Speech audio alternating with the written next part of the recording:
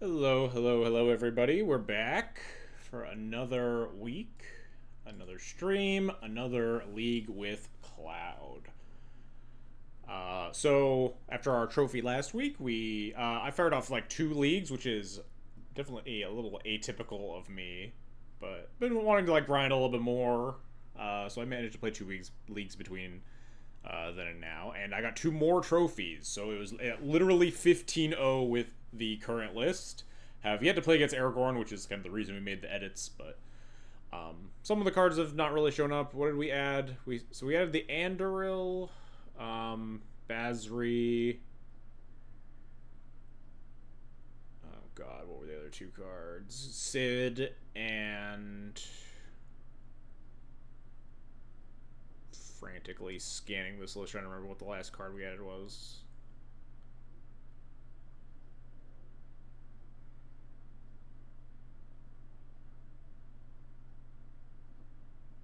What the hell was the last card? I don't remember. We added some other 4th card that I don't remember. I guess I could check my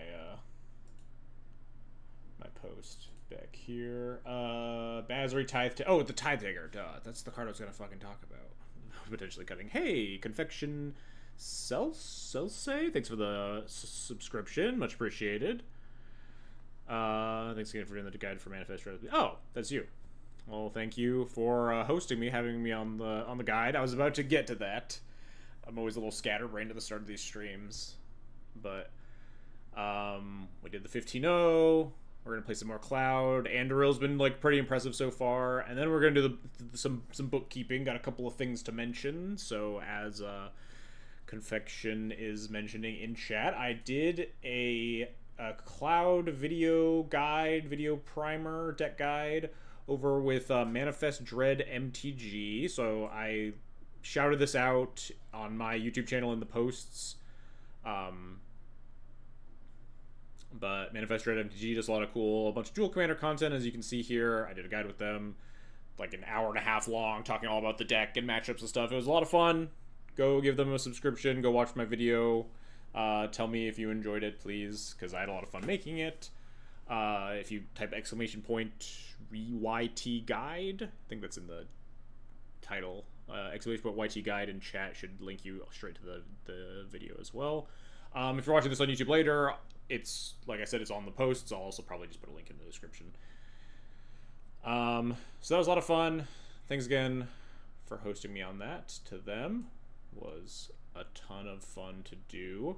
The second thing is that for those of you out there that are still awaiting the return of legacy content, you will still have to wait on this channel, but over on Akaleth's channel, the real D&T player who's still trudging through the format, we are hosting our 4th annual State of the Noodle stream where we talk all about D&T, usually in prep for Eternal Weekend. So we're gonna have this on Akaleth's channel over at twitch.tv/Akaleth, 8:30 EST, 7:30 CST. We'll be talking all about D&T. I'll probably talk about Duel Commander too many times in reference to things that I'm talking about with regards to Legacy. But we'll see that my head's hopefully still screwed on in terms of talking about Legacy content. I know, even though if I haven't been playing Legacy a lot, I did like work a lot with Adam Wasmo, who won the most recent Legacy Showcase qualifier, so I think I still have a pretty good head on my shoulders with regard to like where D&T's at in the format. So if you're looking for content for Eternal Weekend, the Legacy D&T stuff, I'll be over on Akaleth's channel then. I think that's everything I wanted to shout out. Good evening. I'm sick, and a 5-0 would heal my cold for real, no pressure. Well, I got 3 5-0s in a row. We're gonna go for 4 here, I guess, but I make no promises. So in terms of cards showing up, obviously Andoril's just going to show up in an above average number of games compared to like the random creatures, because it's the ability for us to tutor it with Cloud. But Andoril has really impressed me. It might just be better than the second Sword of X and Y. Just like the 2 things that matter most in this format more than anything are like, I guess the 3 things would be removal, board presence, and card advantage. And this is removal and card advantage, and then this is board presence, and not a lot of the other like equipment can generate boards very well. Obviously, you need a part of a board to generate more of a board, but it really does snowball quite quickly. I've been impressed with this card in various grindy matchups. I could probably I could take or leave. Tithe Taker has a higher floor for me because it is just kind of a 2-mana Doom Traveler at worst, and it does have like a couple of niche matchups. Sid has been really lackluster. There have been a couple points where like, okay, I get to cast my equipment a little cheaper sometimes, but like I've never activated this yet. It's kind of a 2/2. But also, we're so close to Spider-Man that I'm probably just going to send it the list again as is, and not make any changes. Obviously, since we 15-0'd, the deck is perfect. But I also wanted to like make sure that I'm not missing anything with regards to the new set coming out, Spider-Man, because that set is between now and potential events. It comes out like the day before RC Atlanta, I think. Super convenient. I think it's a pretty low-powered set as far as like big shakeups to the format, and I think there are actual 0 cards with regards to Cloud specifically. But I wanted to like go through here and double check that I'm not missing anything I wanted to add. There are a couple of cool cards for Felia, but it's a lot easier to be a Felia card than a Cloud card. I've read 2 cards and neither was playable in Modern. Yeah, I don't think this set's making a wall of waves on Modern or Legacy. That's for sure. Duel Commander, I can definitely see this card showing up in Felia, and potentially this showing up in Felia. This card, like, has a good rate, like, 2-drop, 3/2 flash, some, like, nice text and stuff. My main issue is that, like, sacrificing Spider-Man to give your creatures hexproof indestructible, if you're putting this in, like, Cloud, this is, like, the best statted creature on your board. You're just so unlikely to want to sack it. Obviously, you can, like, use it as a really bad benevolent bodyguard, where you have to, like, it's 2 mana and you have to pay 1 to sack it to protect, like, and then you equip something else and it's protected behind Spider-Man, but, like, I don't know. This card doesn't strike me as particularly interesting for Cloud specifically. Felia, it does have the nice, like, 2-drop flash stat line, which, you know, Felia mixes well with other flash cards. Similarly, there was one of these stupid web-slinging cards that I think was good, probably good in Felia, but they all look the same to me. There's a mono white, this one, Arachne Psionic Weaver. Very, like, Anointed Peacekeeper shaped card, but lets you buy back your, like, creature. You could maybe play it in Cloud. Cloud has, like, a pretty nice glut of 1-drops, so you can, like, web-sling this. Also, you can obviously web-sling your Cloud for extra ETBs. And it's, like, a nice disruptive body that looks at their hand, like, that's pretty reasonable against both fair and unfair. Maybe you could actually play this in Cloud the more than talking about it. Like, you just turn 1, like, Doom Traveler, whatever, turn 2, attack. You can Arachne plus replay your Doom Traveler and name instant versus Aragorn or whatever, and, like, gum up their works a little bit. Get a little bit of hand info. Maybe we'll at least try it. We'll see.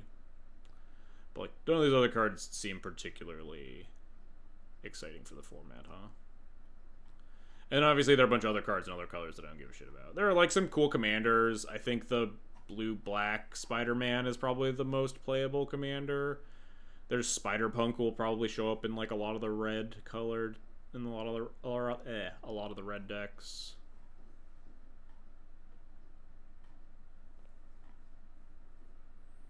Where's the blue X behind it? Do you mind, kitty?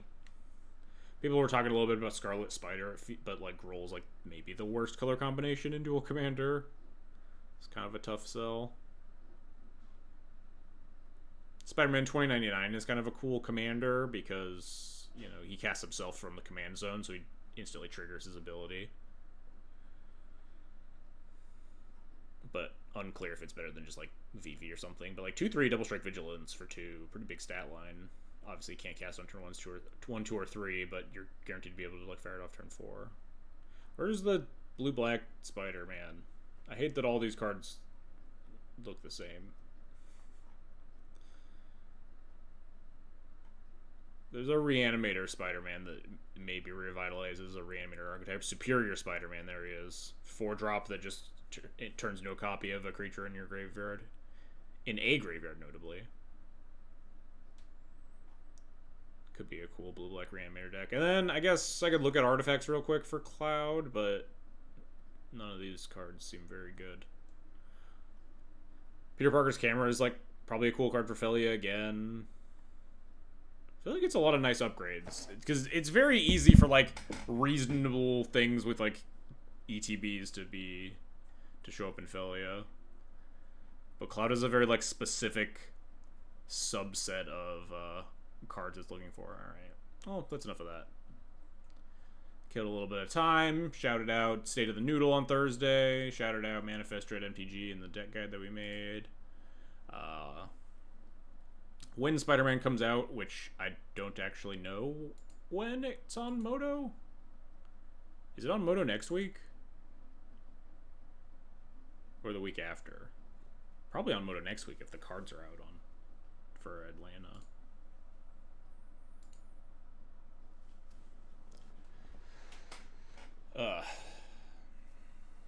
But when the cards are out on Moto, we'll maybe try Arachne. I already forgot the name of that card. The Anointed Peacekeeper thing.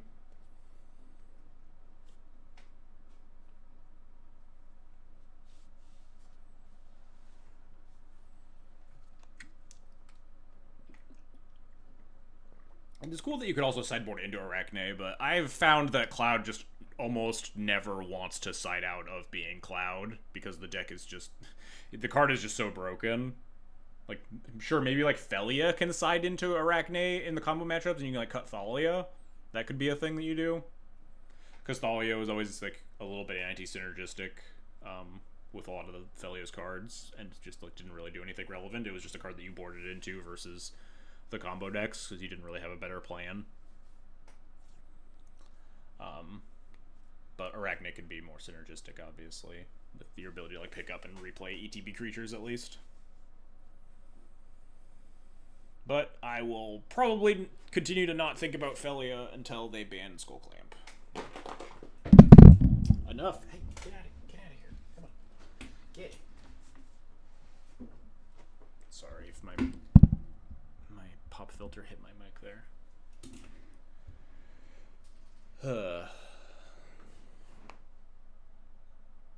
Or until I have to play Legacy. Yeah, I guess I would have to think about Felia if I play Legacy. That is true. I don't have the points to let Dog back in. I didn't lock her out. She's free to come back at her own volition. I just kind of shoot her away, which never works. I can already hear her. She's been a real pest over like 12 minutes into the stream. She could be like... she could take like a little bit longer.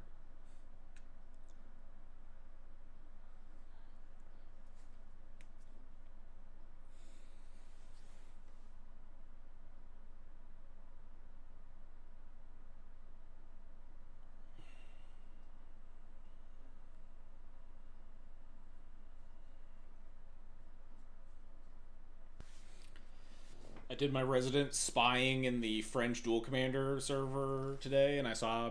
oh, she's already back. I saw people talking about Hand of Vecna, and then one person was like, this just seems like a worse sort of fire, or sort of a War and Peace. And just like, oh, these poor souls.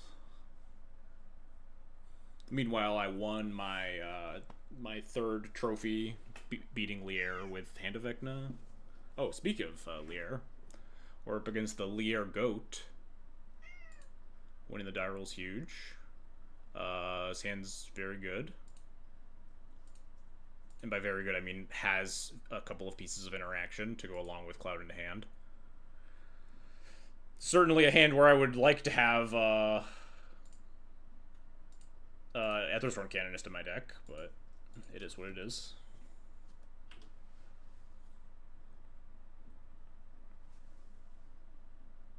Oh shit, Ranger Captain, let's go. We take those. Do they have the counter? Dang. Oh, no they don't.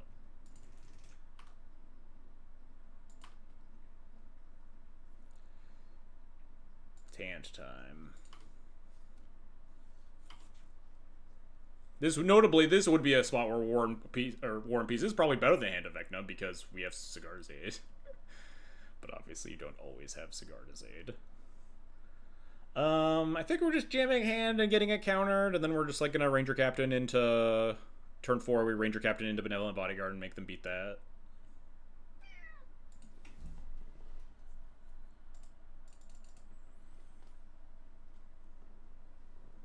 We like play around a counter by attacking them and then just casting this on my end step or something, but this seems not great. Imagine not putting Colossus Hammer in my equipment Sigarda's Aid deck. Yeah, I thought I wanted Colossus Hammer in the original version before I realized that it wasn't actually good.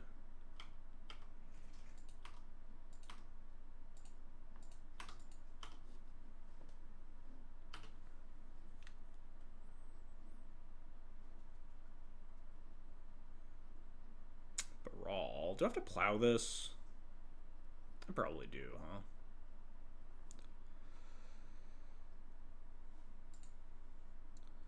Would love to save Plow for Leair. We can always recruit Solitude later. Colossus Hammer wouldn't have gotten miscalced. That is true. Can't argue with the facts.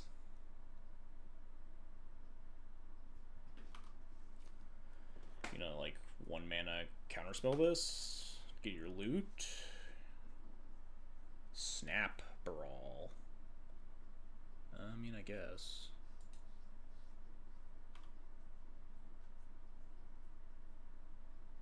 It's gonna be a little awkward if he also has follow-up counterspell, huh? And we like miss on white card for Recruiter Solitude.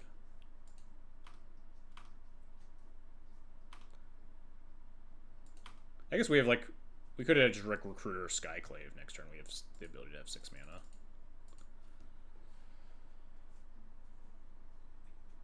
Oh, counter. Oh, thank God, Impulse.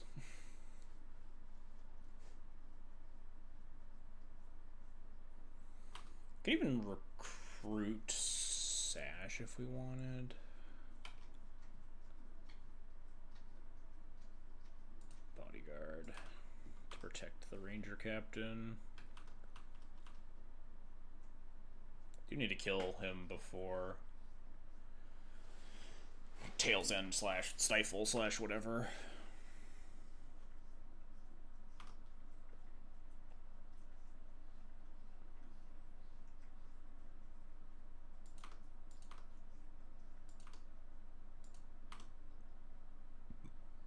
Oh, that's nice.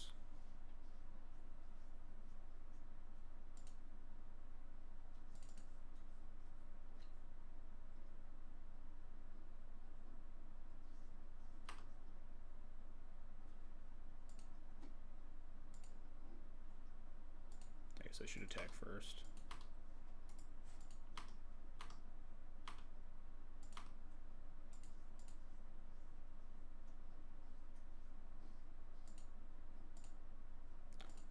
One, two, three, four, five, six. This is 7.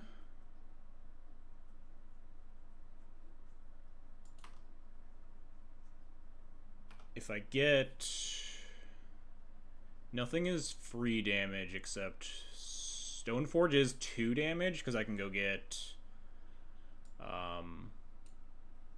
boots. Is anything else haste damage? Sash can auto-equip. And then we have 1, 2, 3. We have 1. Only 2 things to eat, so that's still only 2 damage, right? 5, 6, 7. Do I really have no way of lethaling here? Setting up lethal next turn? If we don't have lethal, I think we just go get Solitude, right? To play around Leair. Since we don't have, like, Canonist.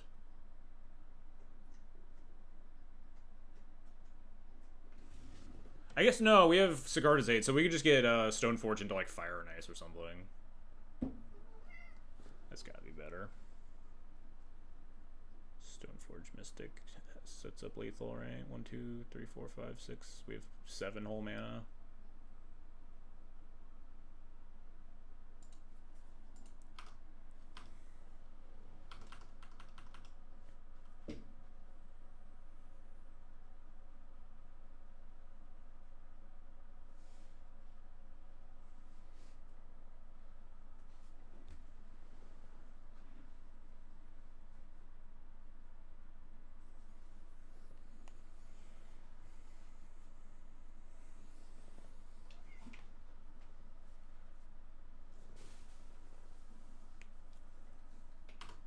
Love Sorcery Speed Curate.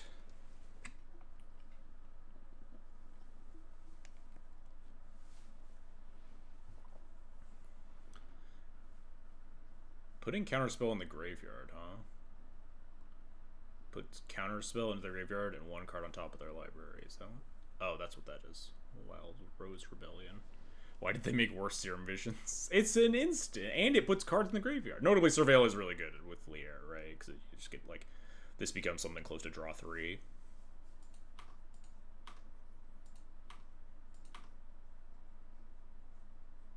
Unfortunately, GTA does not provide any additional lethals here.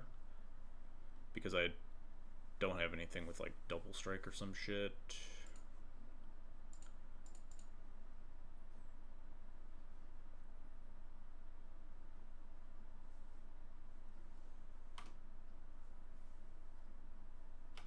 Is there anything that provides cheaper lethals than Sword of Fire and Ice? Common Colossus Hammer W, by the way.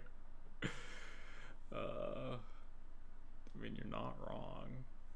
I mean, I think it's just Sword of Fire and Ice and Duel both just kill here, so we just grab Sword. Question is, am I supposed to... I think I sack Crystal Vein just because. I also get GTA counters if the Sword doesn't resolve.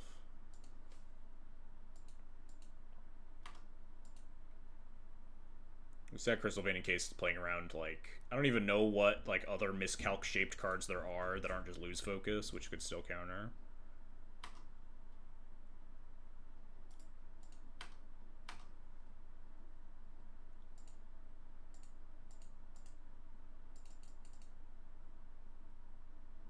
Quench. I don't know if this deck plays Quench. I don't think it does.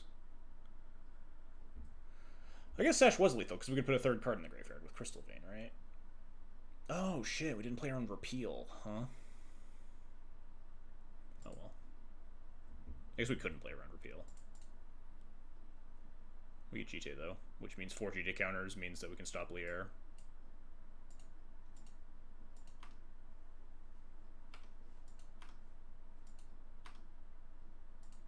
Now, we could have played around Repeal by just casting before combat, right?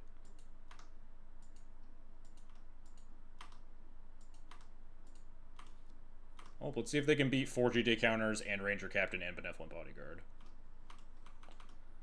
Seems like kind of a tall order, but I've seen worse feats. Alright, they're dead.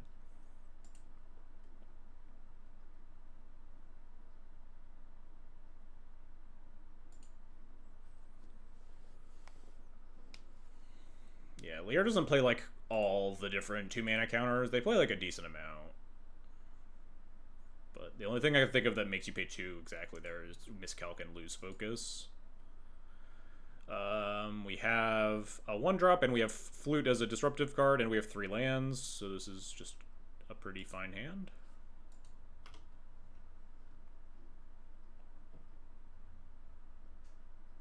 You did specifically ask what 2-mana pay 2 counter spells they could have. I mean, yes. I regrettably did not say which cards that are probably in the average Leair deck. My bad.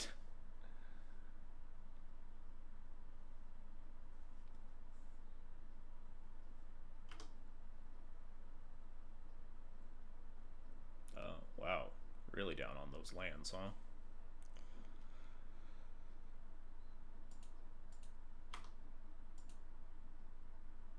I think I just jammed Cloud here.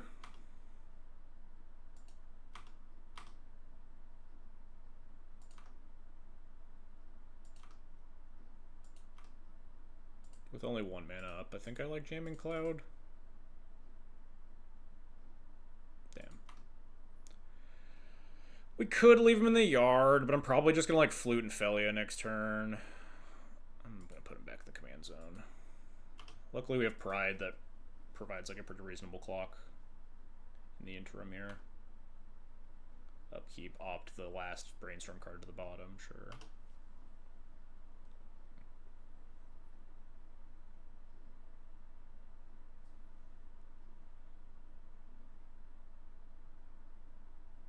I think I want to play this out. And just not cast my spells here into 2 mana.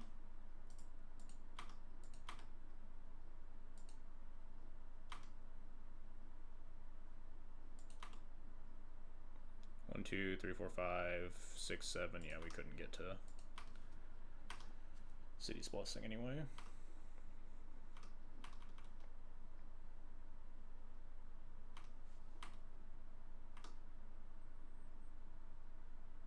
I think we lead Flute.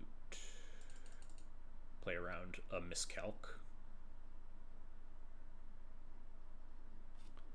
High Tide.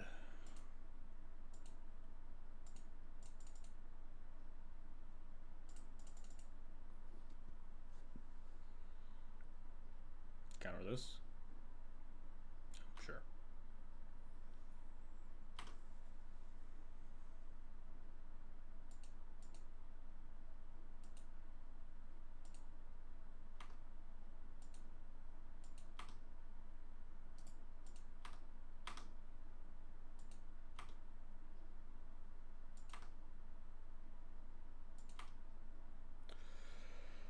Alright, if we play Cloud, we could also just hold up our mana here. If we hold up, we can, like, have Cloud's Dismissal. I'm a little afraid of Bounce Spell, but my opponent hasn't made any moves that seemed like they're super ready to go off. If we play Cloud, do we have lethal next turn is, I guess, my question.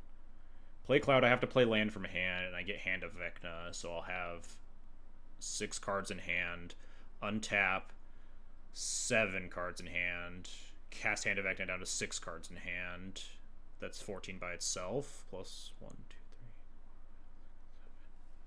3. Yeah, I don't think we even make Ascend, but I think I will cast Cloud here.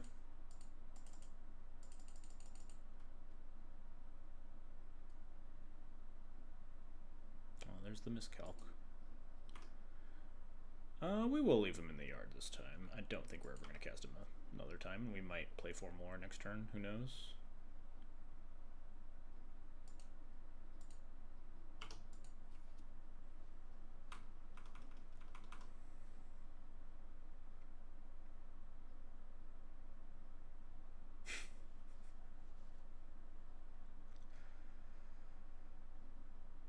Extra planar lens, huh? We don't have an answer to that.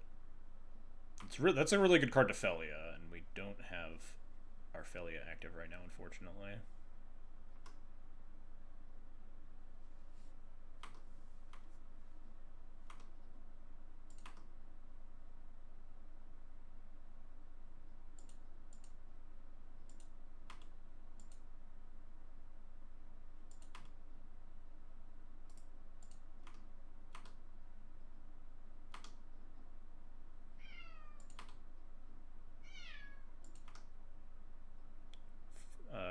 Four, 5, 6, 7, 8,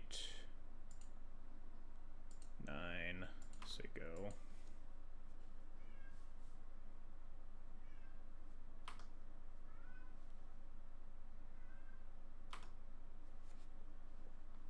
Might die here, but we do have, like, the Disruptor Flute and this Galadriel's Dismissal.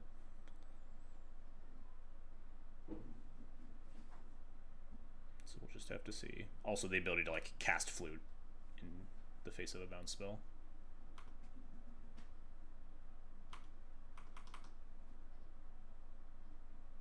We only have lethal with a land drop, but I think if we start flickering the extra planar lens, then we mostly secure a victory.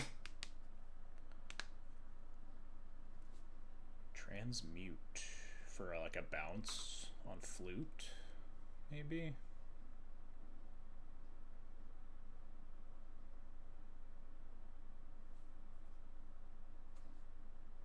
Maybe they get High Tide anyway and just cast it for 4 mana and then have it like an untapper and start tapping for 3.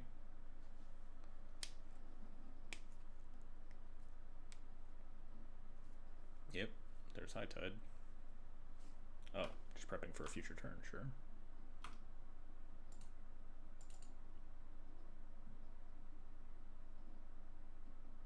Ouch. That's pretty fucked up.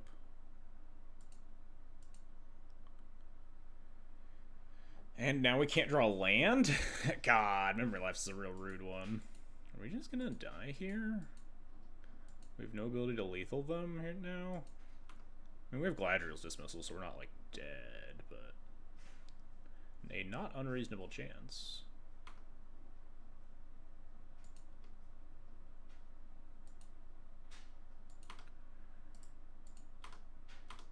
I'm just gonna say go and hold up Dismissal and like replaying Flute and stuff and hope for the best.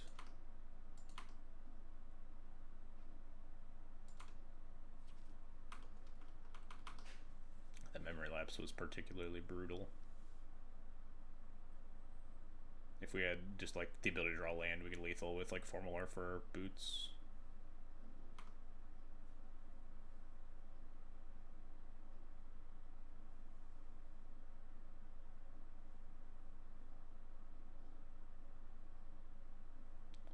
Alright, here's Leair.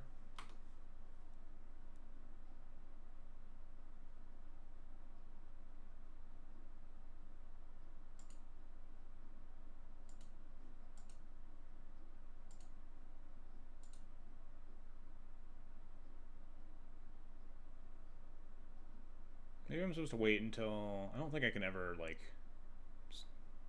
stop the unwind from happening. It can't counter me, because spells can't be countered, but they do just get more mana here. So maybe I'm supposed to, like, wait until they cast an untapper.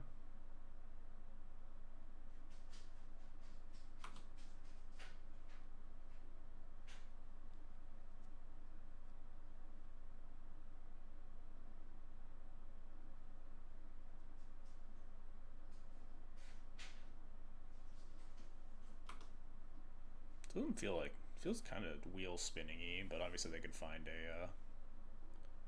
a turnabout or something and then do something. But without Leair in play, it's definitely a lot harder to fully win.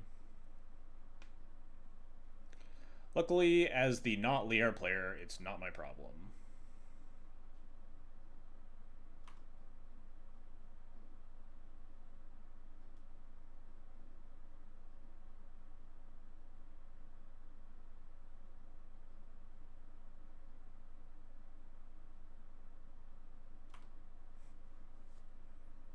I think that if they find Brain Freeze, they might... I mean, they need Brain Freeze for like 30 or something to kill me. Seems pretty tough. Just do all in response to the Galadriel's Dismissal.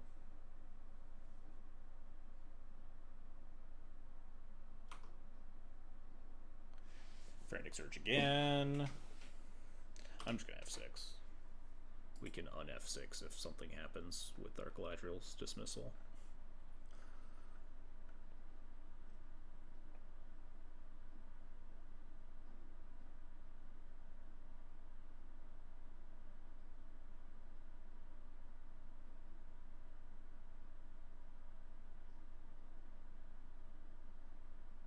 Dead?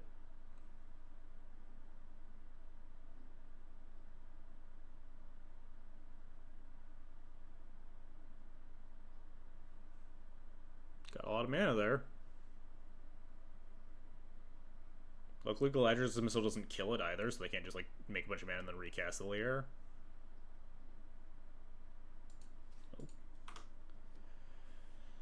My Galadriel's Dismissal finally resolved. They do have a lot of mana. I think they have like 16 here or something. They could definitely still kill me.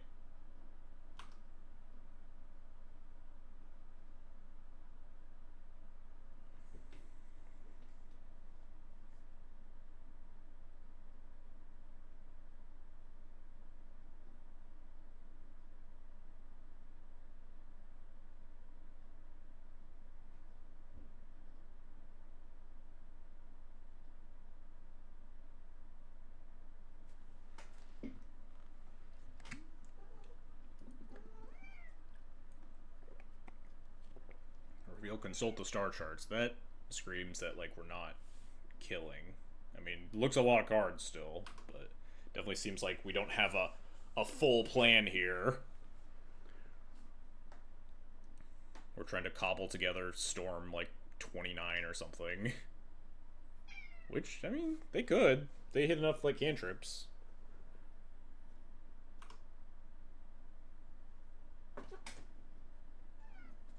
Enough. Yeah, I think I'd have to go back and like look at that rewind scene.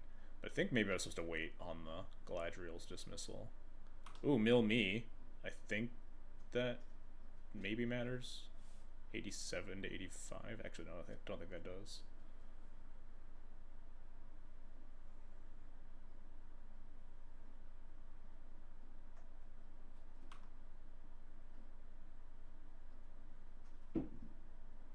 Starting to think they're gonna get to enough storm here.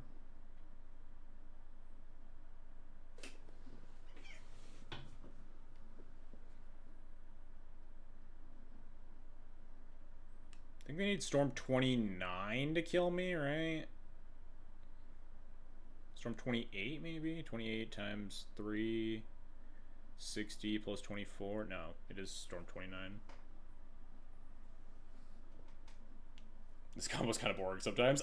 I mean, usually when they're going off, they are not determinate. They are like fairly deterministic. But like when you have to do the weird workarounds, where you don't have Leair, then you do have to do this like weird stuff sometimes.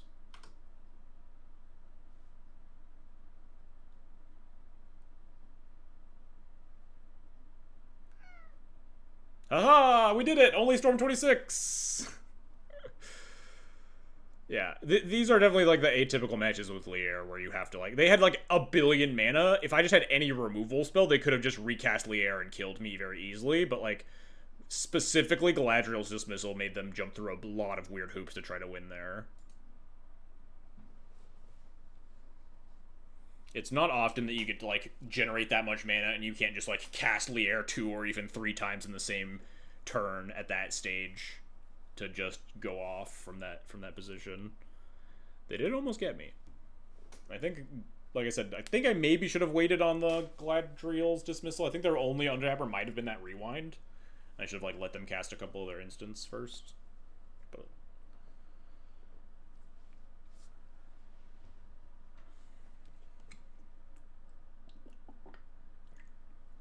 But I forget how much mana they had on that turn. After, like, with the opt on the stack, I think they had 4 mana left. So I should have waited, because I think they might have only had like 2 mana stuff after that, and they had to cast like an Impulse, or if they just ever dip below that 3 mana or cast it on tapper, then we just fire off the Galadriel's Dismissal. I think casting it there specifically was like not very useful. Alright, Magda, huh? Stands pretty good against Magda's. Winter Moon's not great. Also, our land situation isn't great, but we have like solid removal, solid thing. Happy to keep this.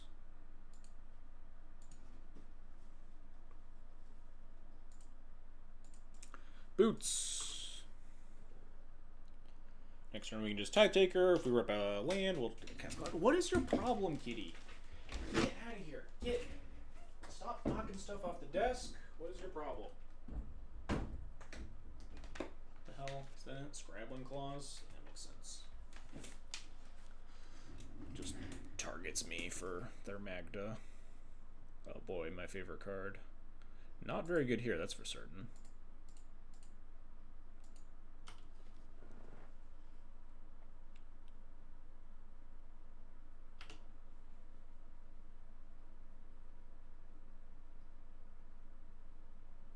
Magda, target me. Say go.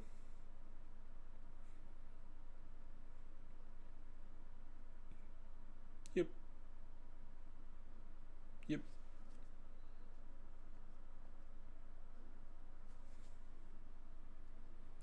Yikes. Not what I wanted to draw, huh?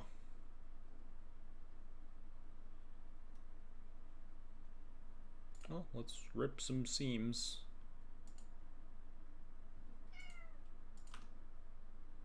Maybe I should have even... Oh no, that was my turn too. If they were on the play, I might have seam ripped the Scrabbling Claws.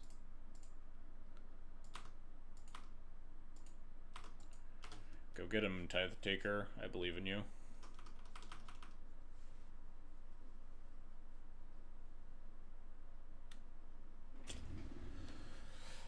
your problem tonight. Get out of here. We're locking you out. Get.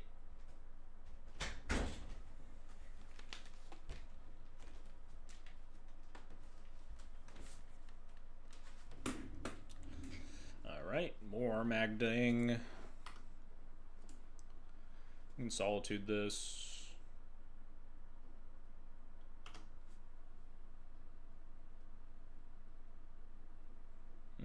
Alright, alright. This is nice.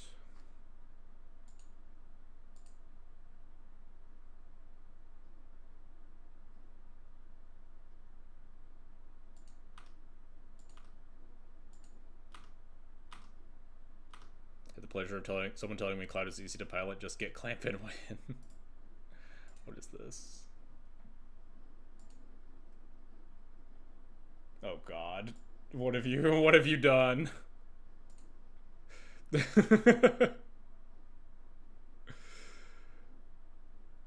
No. This is a work of art, truly.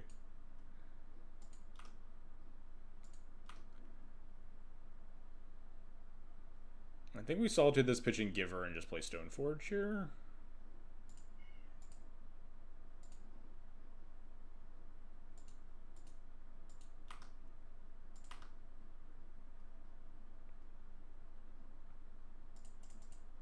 We should go get, I think just Clamp so we can hit our fucking land drops. Clamp the old Tithe Taker.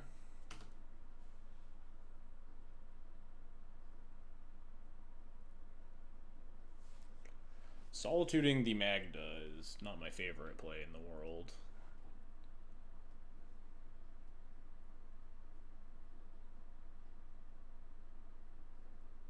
Alright. What we got?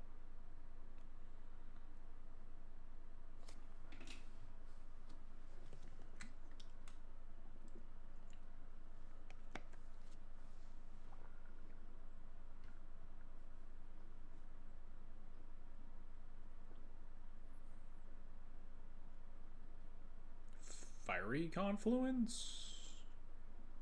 Bombardiers. Sure. That's not great for me, huh? I mean, I guess we just like clamp my whole board.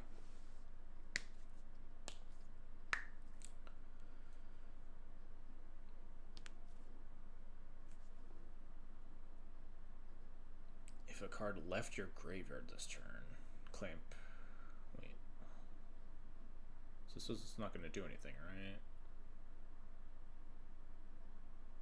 Because they Scrabbling Claws to themselves? I'm missing something? They're just going to chuck the claws at the Stoneforge? Wouldn't they just like want to deal me 2 damage? I guess they only have 1 card in their yard. They want to save? I don't know.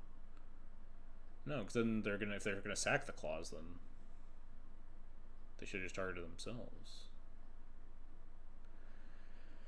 There's our white mana right on time.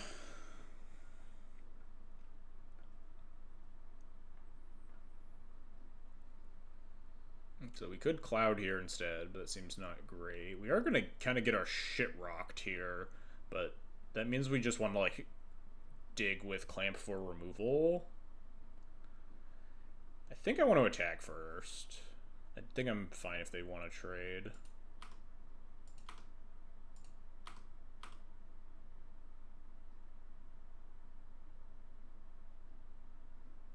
Yeah, that makes sense. Clamp. Clamp.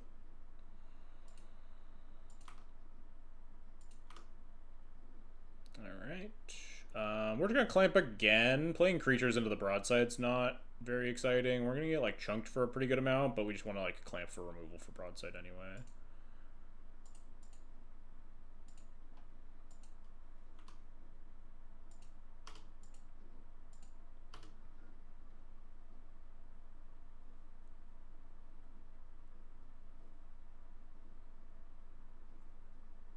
we lived long enough, there's a weird world where we can, like, burst them down with, like, Cloud Hand Lava Spur Boots. Uh-oh. My opponent has put a lot of pressure onto the board. Yikes. Are they just gonna, like, dwarf their Screaming Nemesis? No, they're just gonna chuck the Winter Moon at me. That makes some sense. Alrighty then. We might just be dead here. I actually don't see a way out for us. Because our Solitude's already gone. So we can't... If we, like, Cloud, draw 4, we have 1 mana, and we need to kill, like, 2 different creatures. Which we just can't do.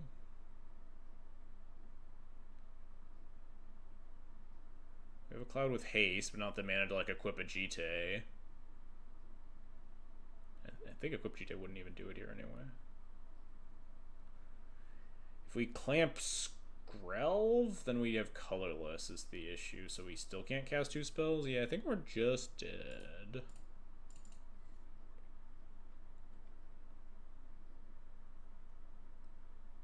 Who knows? Maybe there's something I'm forgetting. I guess we could draw...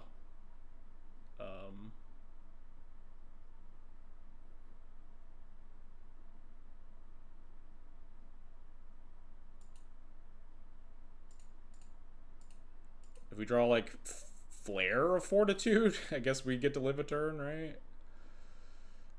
Let's leave that there. Why not?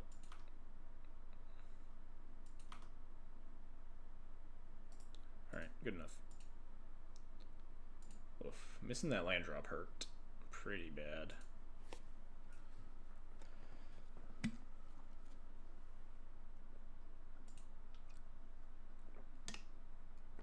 Alright, this hand is pretty good in a lot of ways.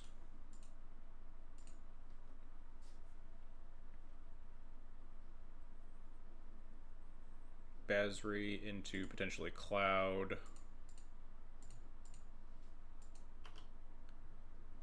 Oust for Magda.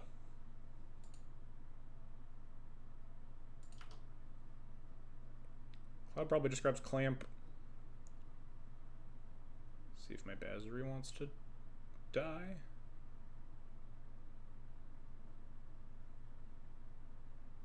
There's a world that if they play like a 1, I might oust it, plus activate Basri.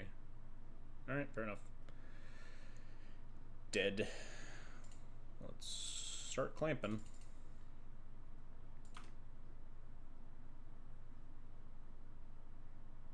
Yeah, we just like want to hit more land drops and hit more removal spells, grind through.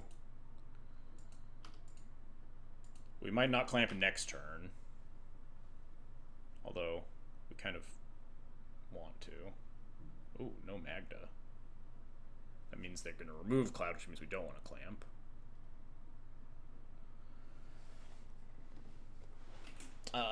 Do I just attack with Cloud? It's tempting to cast Drum here, but if they have removal spell in response to Drum, that kind of sucks. We could attack and then just Recruiter. And then if they like kill Cloud, we can just form a War Cloud instead.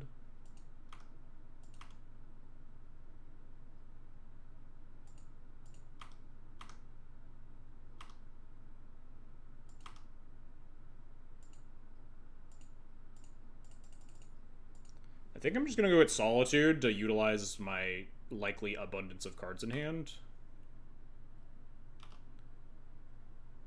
If we clamp Cloud next turn, we'll just draw a bunch of cards and be able to cast more removal spells.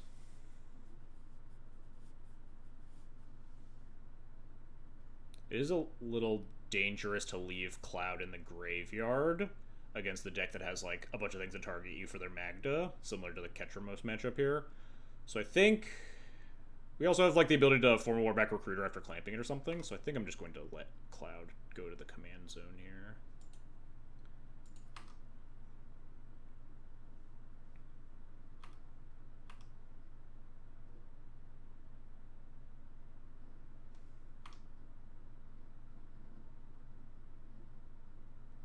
Magda plus removal spell, perhaps? Have I ever used Evoke Solitude with Skull Clamp plus Aid? I have not. I have used Skull Clamp as a protection spell from removal with Aid. I had like Cloud and I waited for them to use a kill spell and then flash in the Skull Clamp. But I haven't used it specifically with Solitude Evoke.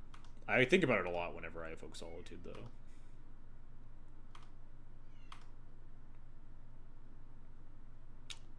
Oh!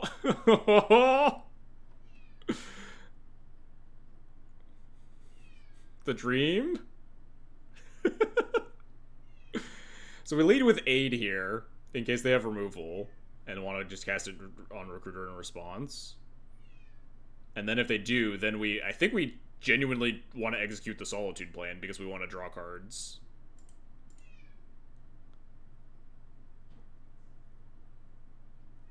Although we don't really want to. All of our white cards right now are really good. Oh, hold.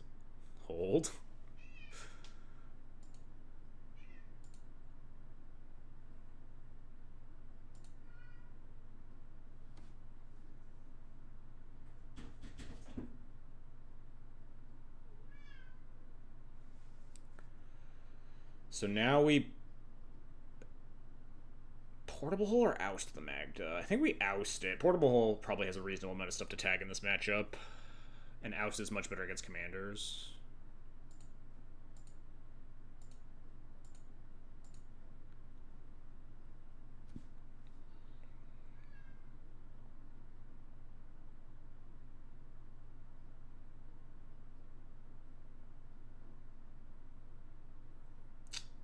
The question is, do we try to Skull Clamp here to draw the cards now? Or do we just wait? Because we'd like to hit our land drop here.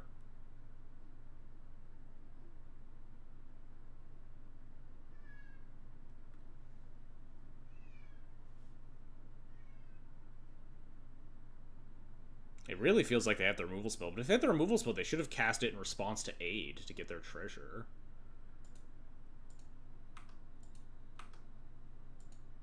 I think I'm just gonna wait. There's a chance we can do this Solitude Skull Clamp thing too still.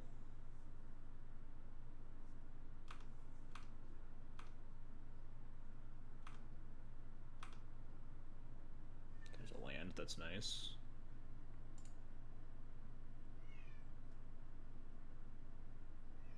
I think I'm just gonna cast Cloud this turn.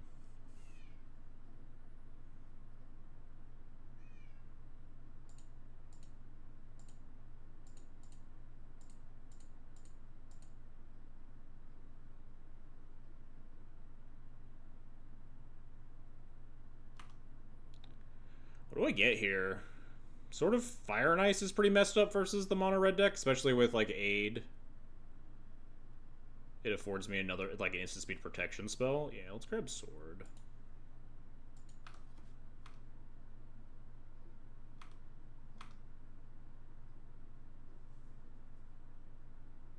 Common Colossus Hammer W. The Colossus Hammer I don't think would connect. I think if I got Colossus Hammer and cast it, they would just cast a removal spell. Alright, let's take the bait here. They might have double removal spell, but that's fine. Maybe they're just worth trading it for 2 cards and then they're going to shatter the clamp or something.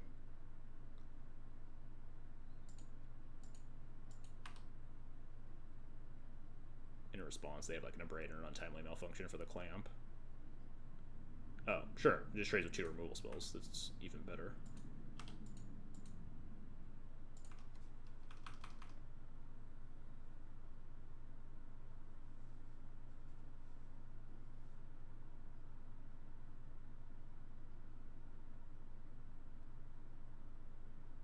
Now, if they have like a Shatter of some kind, they can get somewhere, but sure. Yep. Now we get to put it in the graveyard because we can formal wear it back here. This is the first Magda cast, right? No. Wait, this is cast out of Command Zone 2 previous times? Have I killed this? Oh no, this is the second time. Yeah, it costs 6. Let's leave this in the graveyard.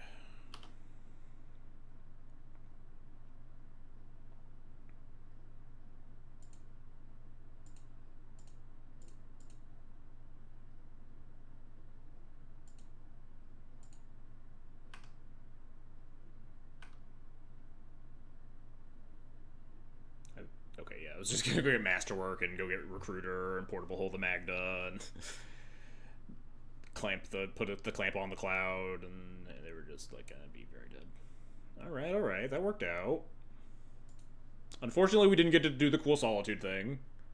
How would they ever kill a 14-13 cloud there with a Fiery Confluence?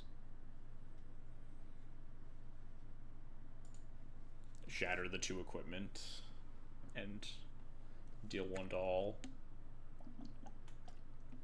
Fake news.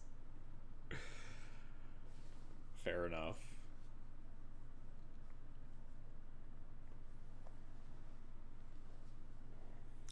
Alright. I found this Magda matchup to be like a little tricky to navigate. A very good mixture of like high pressure cards, a good quality removal,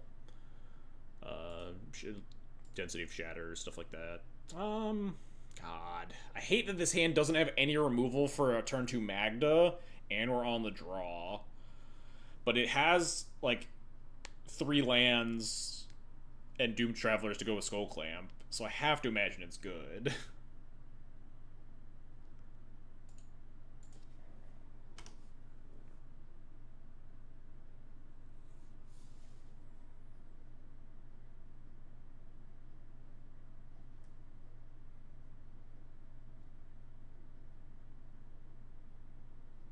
Shit. I was really hoping for something that would not go with their Magda on turn 2. Well, hopefully the Magda or my Skull Clamp can outgrind their ability to make like treasures and 4/4s and shit. Because otherwise this game's gonna spiral out of hand really quickly. Going for GT seems pretty insane. Okay. Tower is annoying. It's a really good tech card against Cloud, but against Skull Clamp specifically, at least, it's easier to play around than if we have like GT or Fire and Ice or whatever.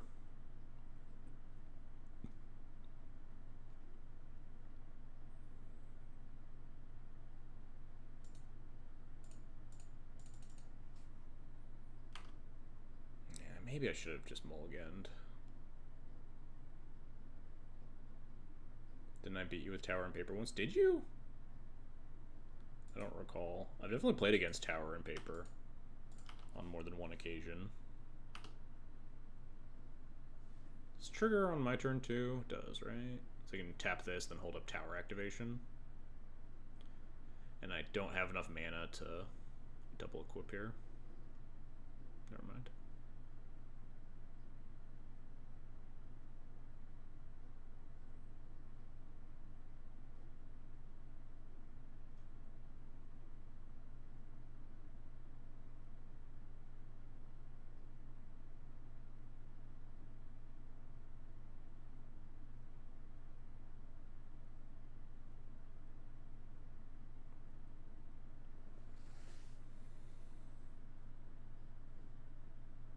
Sure.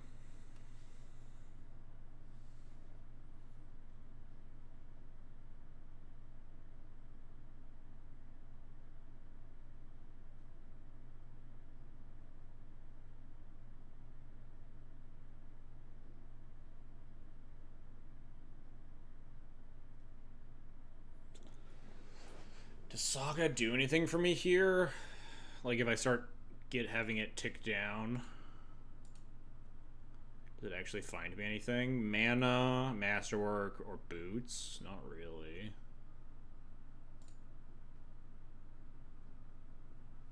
So I don't think I really want to play it.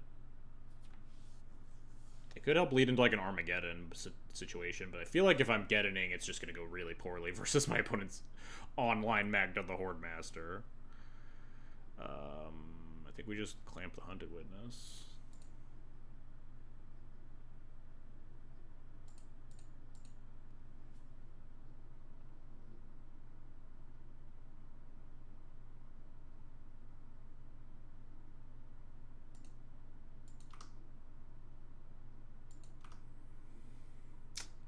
removal. City of Traders could be interesting at some point.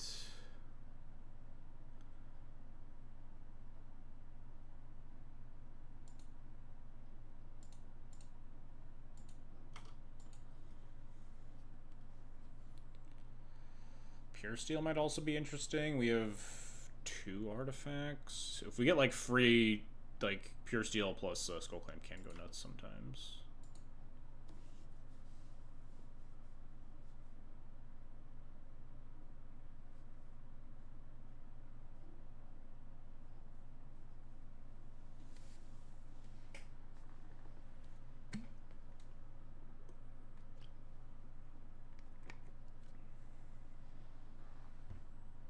Pure Steel is also it's notably incentive to play the Saga next turn potentially.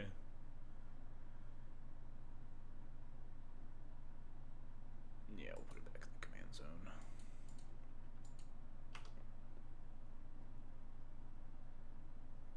Opponent just gonna like make a 4/4, beat me down. Seems like it.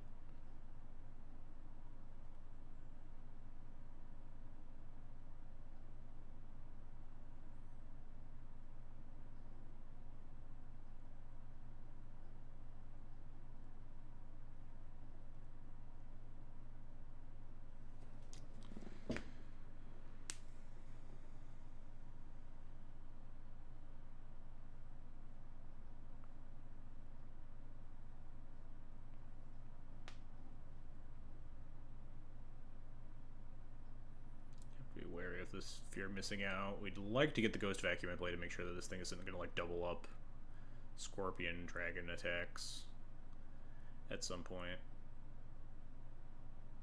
I think, am I allowed to double block this? Yeah, I think I would. Am I allowed to single block this for 2? No.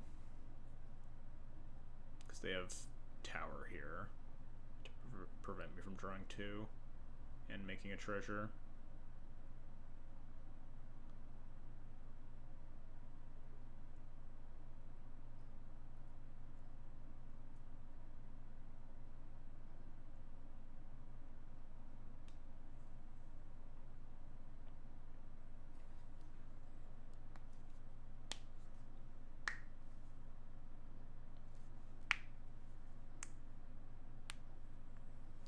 Cards in hand. This is a good turn to be able to kill Magda if I can find something. Ouch.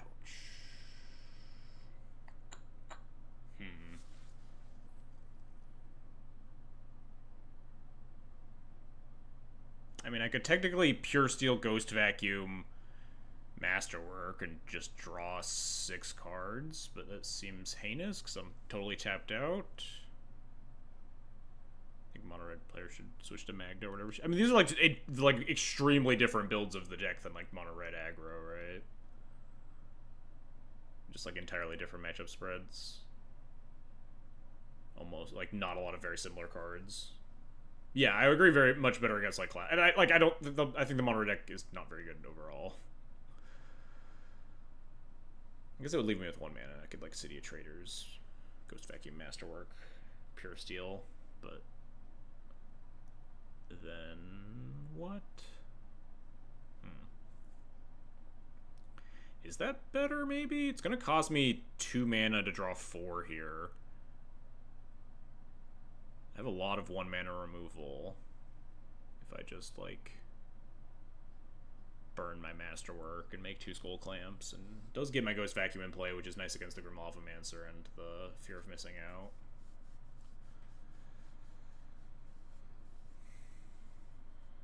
Two cards in hand only as well. I kind of don't hate it. I guess the problem is that like Lavamancer's likely going. I guess the Pure Steel will be holding a Skull Clamp after all that.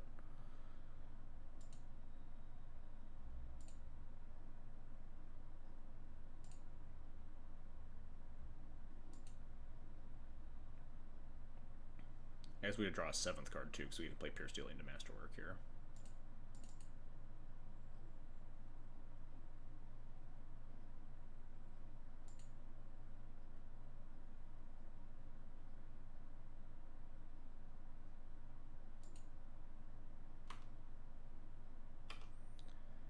Let's just draw a Solitude and a 1-mana removal spell. Wouldn't that be nice?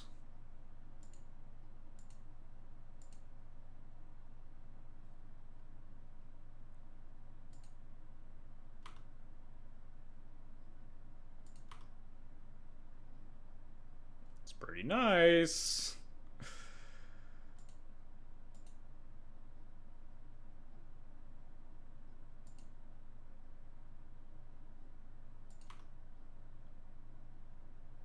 Pretty nice. This is exactly what we wanted.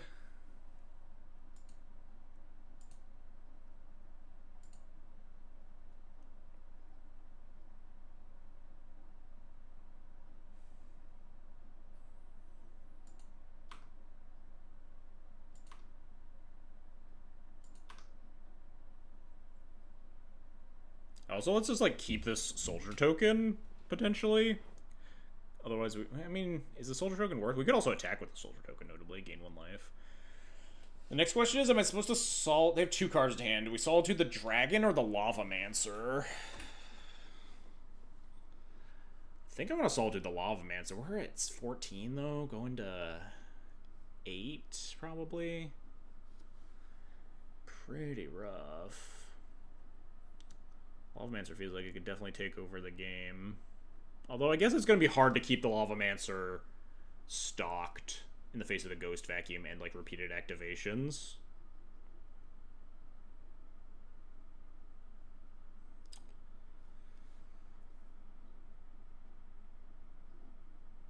So maybe we're supposed to just shoot the Dragon Scorpion. Try to stay afloat that way. This is going to be tough. We need to kill the Magda again, because if they hit a land drop, they can just recast it and get 2 treasures immediately with Relic Phyrexian Furnace. Maybe that means we do Clamp. I'm going to go to attacks here.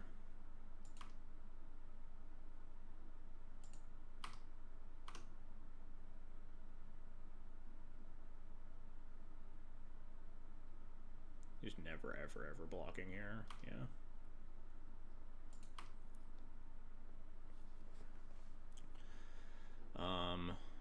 Did I decide on clamping? I think the answer is yes.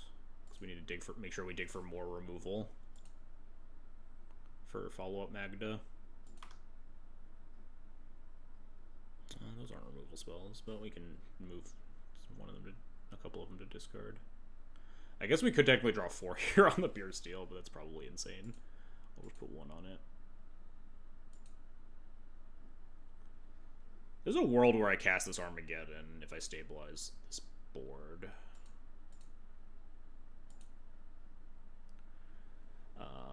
So let's Solitude the Dragon Scorpion, pitching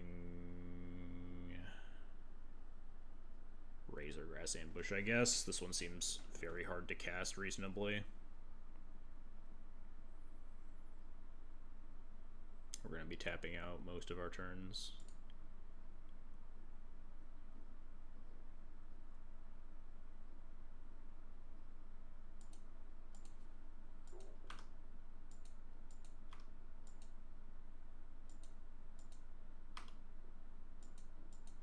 Cloud's been cast once, right? Yep. And then move to discard here. Boots. Oh, I didn't even think about Boots plus Felia actually really good against the dragon tokens. Maybe I should have considered that. I think we just discard the Basri.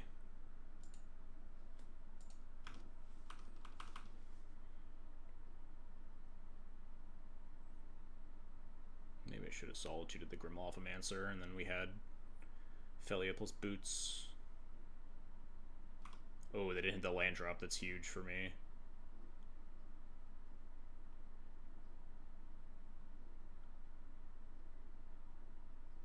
They can... They're just dead! We did it! Yes! Oh, God. That was a real good turn, huh? Draw 6 cards, hit the Solitude, and the 1-drop removal spell, and then my opponent misses their land drop. Alright, I'm going to the bathroom real quick. Sick game.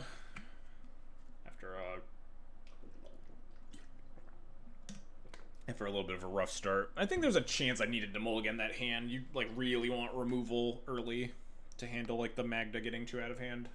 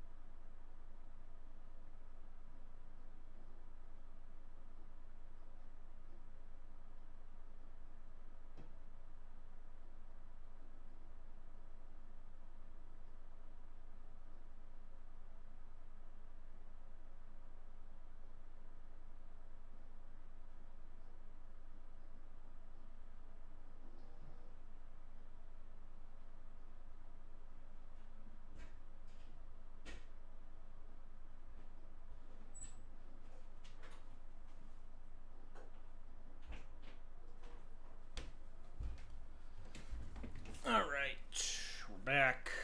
We're 2-0, feeling good.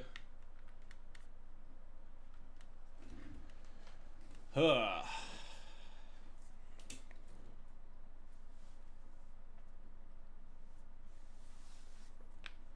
Yeah, I definitely have found that Magda matchup to be a bit tricky.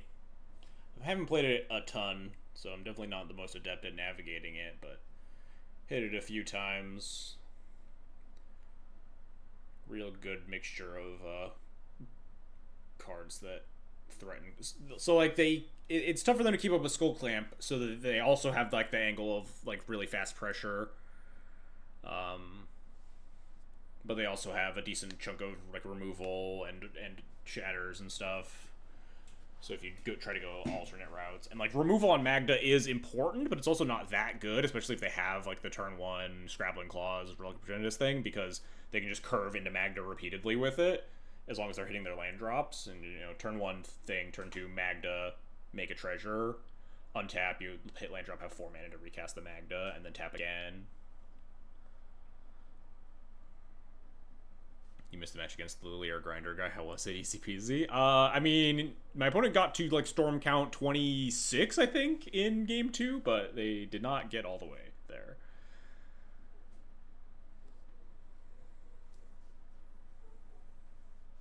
I made what I think is a mistake. Let's go back and see if I can.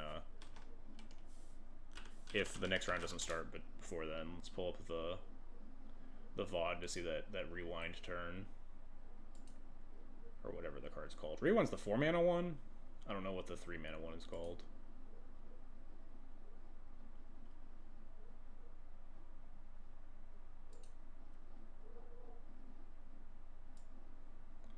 Alright, time for XJception.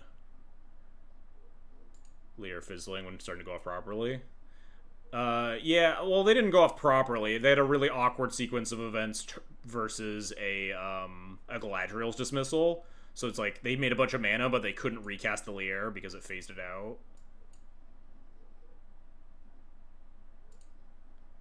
Yeah, so here is the turn that I wasn't sure about if I should cast, if there's a better angle of casting Galadriel's dismissal.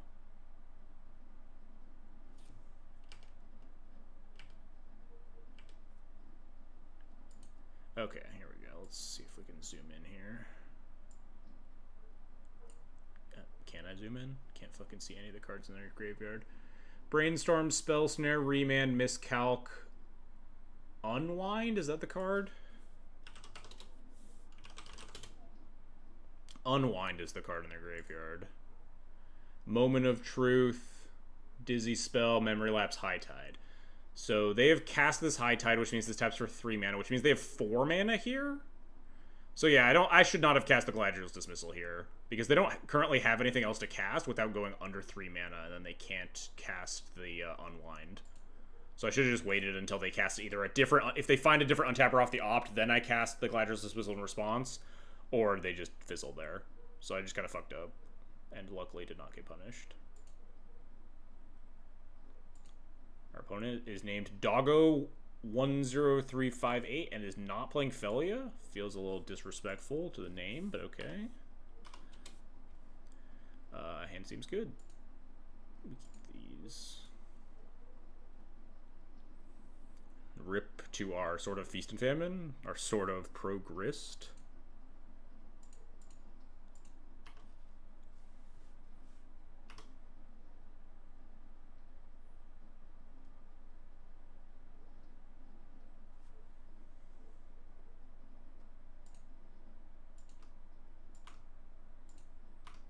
I don't know what this cloud wants. I think I just want Skull Clamp. When in doubt, I mean.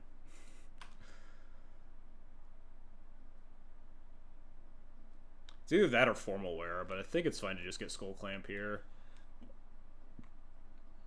They can't really, like, turn 2 Grist sack the Arbor Elf, because we have 2 things that can kill the Grist, too. Skull Clamp's just like a shit pile of value.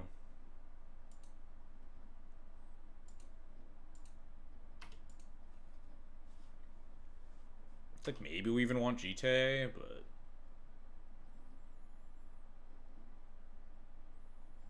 given it didn't curve particularly well, I was less interested in it.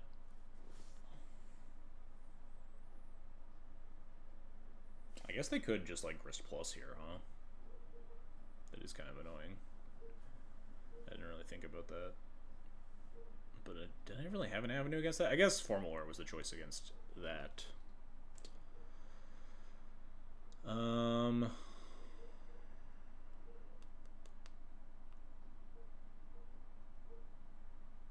Send a Grist.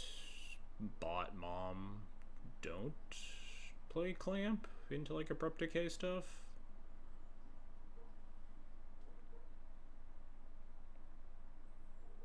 I guess I could just like Nesting Bot Clamp it, huh? 6 cards, 5 cards, 4 cards. Yeah, that seems fine. If I draw Solitude, I would probably Solitude the Insect token to kill the Grist, so let's... I guess if that's the case, no, because we can't clamp the cat token before combat, otherwise we miss a point of damage on it. Let's just draw 2.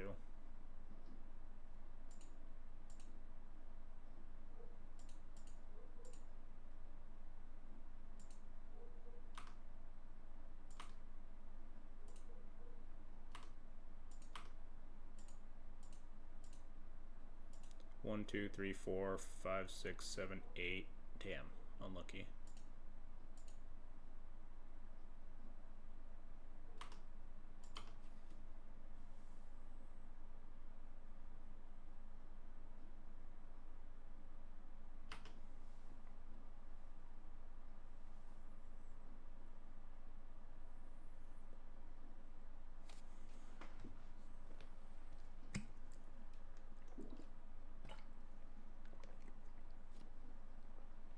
Elves of Deep Shadow, huh? Alright.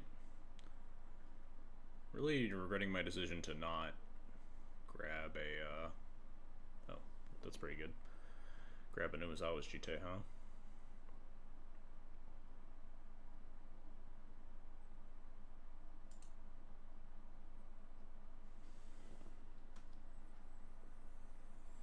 So Solitude, Barrogoyf, send these 3 at Grist. If they double block the Pride, we have a Gonjo to save it.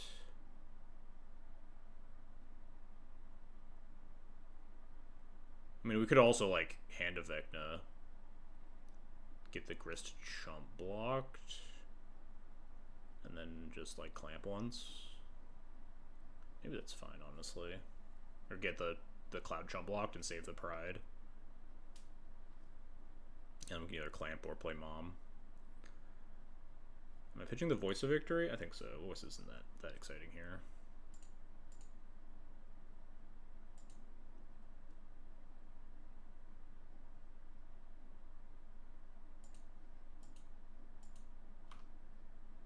I missed some. I guess the damage number doesn't actually matter on a Cloud here, huh? Because it's big enough to kill Grist, and actually I take less life loss here, so actually it's totally fine.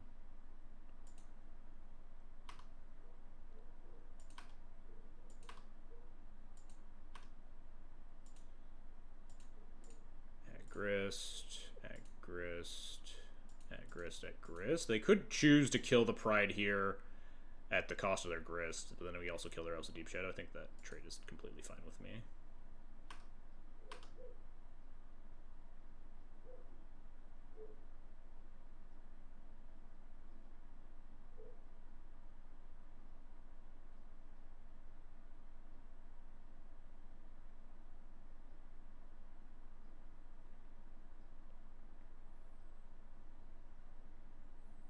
I'll just draw another 2 cards instead of getting Mom online. I just want to make sure I get all the value out of my Skull Clamp that I can before they like shatter it or something. Could even clamp a Cloud, but I like that it's high pressure right now. We also already hit City's Blessing, notably.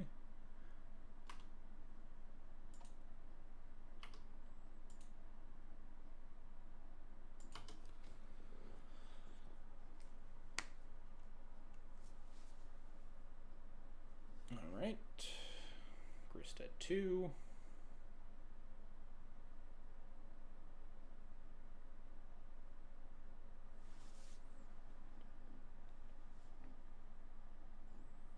We have the ability to shove Cloud through with like Ranger Captain for Bodyguard as well, but we'd have to have a lot of cards in the hand for that to work.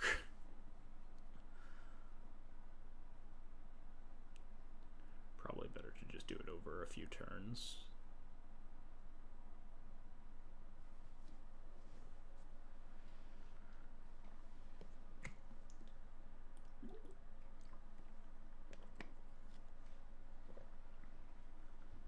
It's our turn 4. Gotta take note if they're gonna miss a land drop here. If we just like go in hard on Dust Bowl immediately after they miss a land drop. City's Blessing. We're not. I mean, we don't have max speed right now. We just have 1 speed, but. What do you Grim Tutor for here, even? Like some sort of sweeper? Deluge? Deluge would make sense, I think. But then, is there like a one-sided sweeper they could put in this deck? I should probably play around whatever it is. What the hell is this Grim Tutor?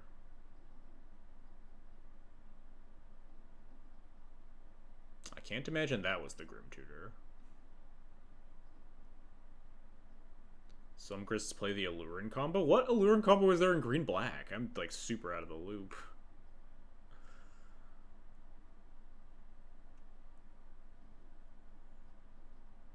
I think I'm just gonna get like 4 GT counters.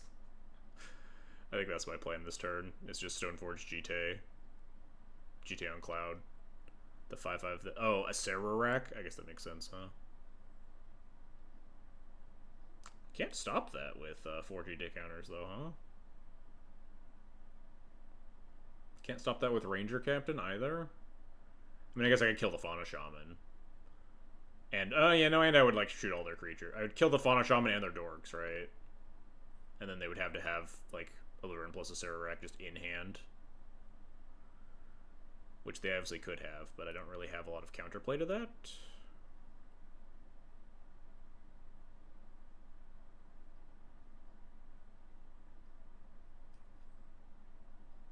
So I think that's probably just what we do, huh?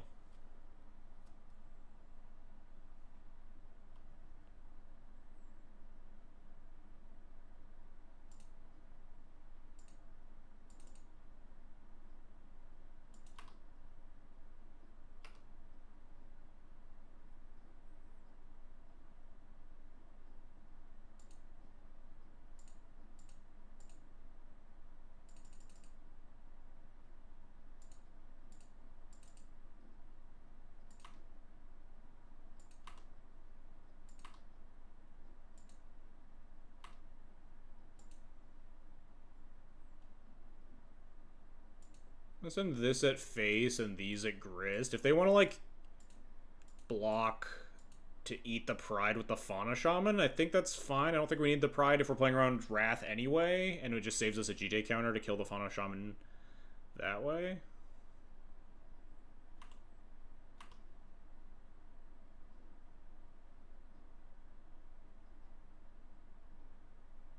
Yep. Sure.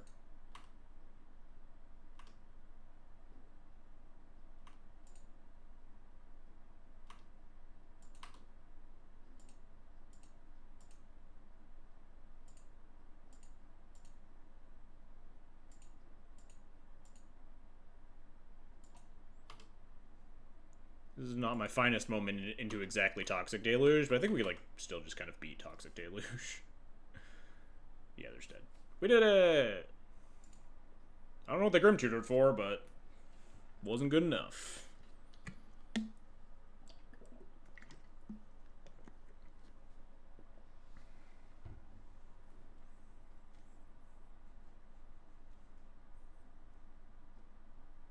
GTA was the superior Toxic Deluge, yeah. The old one-sided Toxic Deluge.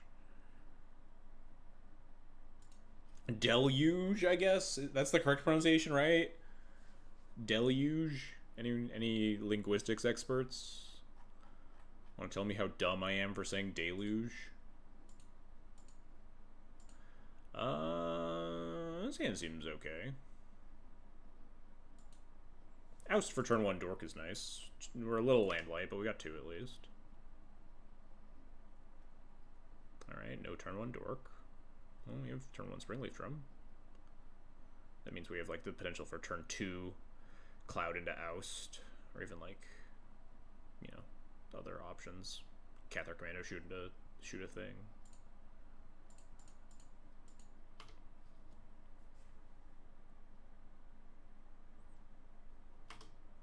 I wonder if I should have played the Witch Enchanter. Just, like, bolted it. Play around Thoughtseize. If we get Thoughtseize, I'm just gonna cry a lot. It's fine. Deluge? Interesting. These tutors are really... The Grim Tutor is really suspicious, because you don't really see that in fair decks. So that Grim Tutor did send off some alarm bells in my head. Obviously, Demon Tutor is just going to show up in every black deck, so this is a little bit less alarm bells-y. We do have Cathar Commando, which does disrupt the Alluring combo if as long as we have a mana, if that's what their plan truly is.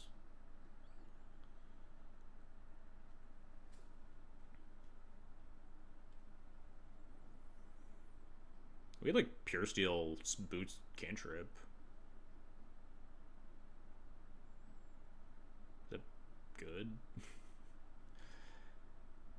Sets me up for 2 artifacts in play, and then turn 3 we have Cloud. We could have GTA online with Cloud, actually, on turn 3 if we Pure Steel first. Wait, no, it doesn't matter, right? The sequencing doesn't matter at all. We could Cloud, grab GTA, play Boots, next turn Pure Steel, Witch Enchanter. Yeah, okay, it doesn't actually matter. But we would draw a card. It's also worse than a removal spell to expose the Pure Steel early.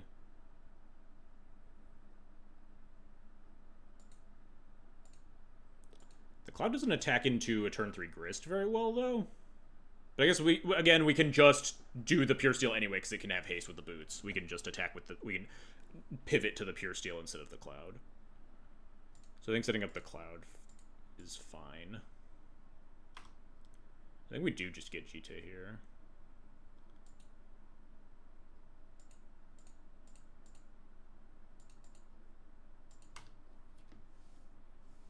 If they just tap out for Grist, we go Pure Steel, Shock, GTA tapping Cloud, equip, suit up the Pure Steel, and attack the Grist.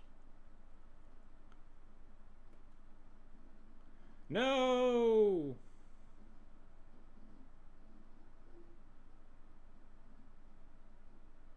They did detutor. I kind of blanked on that when I was talking about my line. I wonder if they tutored for this to, like, beat Skull Clamp or something. Kind of want to leave it in there. Just Formula it back. Against 1 mana, I'm not super thrilled about the Pure Steel. Oh, no, we can't Pure Steel now because we don't have the untapped creature for the drum. So I'm going to leave it there.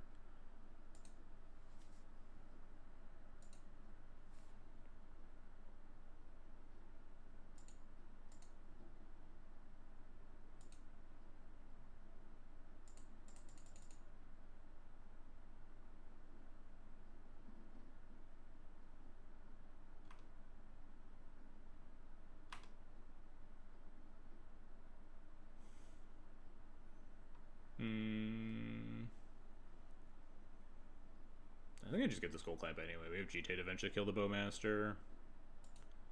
Chat's got me really psyched out about, like, dying to Alurin and Sararak next turn. I'm, like, wondering if I'm supposed to not cast this Skrelv.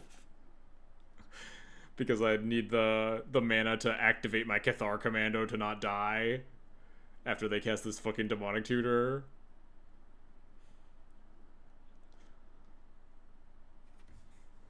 Chat's got me fucking sweating about this. About this Alurin combo now. I'm gonna play as if I don't know about it.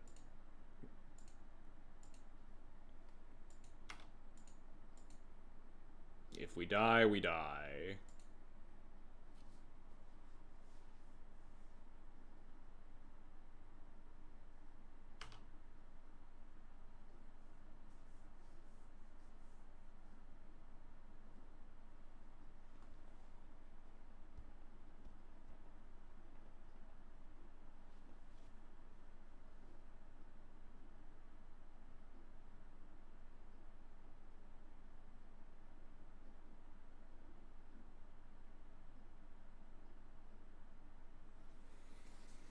They can, like, Grist sack the Orc army. Oh, that's a little spooky, huh? I guess we can oust it and then figure out what to do from there.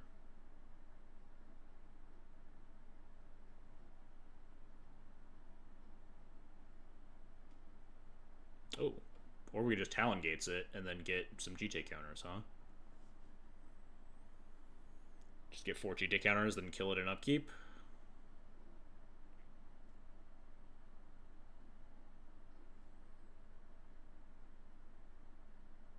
That seems better, because I don't really want them to redraw it. I want to be able to, like, cleanly kill it. They only have one thing to sack right now.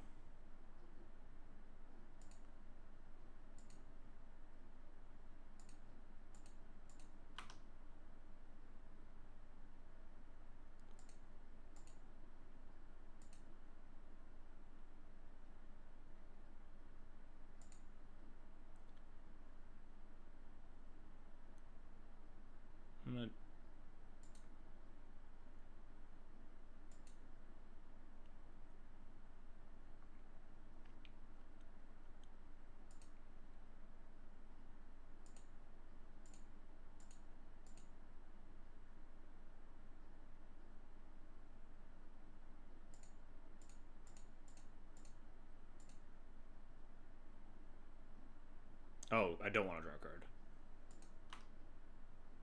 Right. Thank God that's a May. I could have ousted the Bowmaster before to draw a card, but I don't know how much I actually care.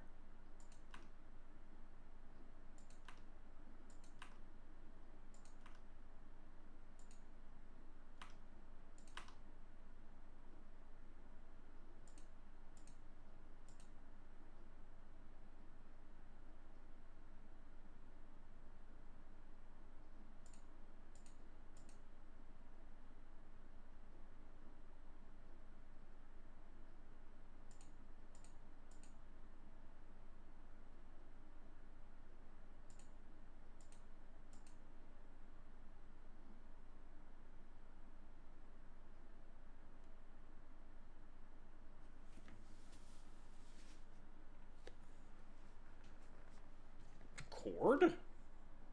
Lethal Scheme. Okay, sure.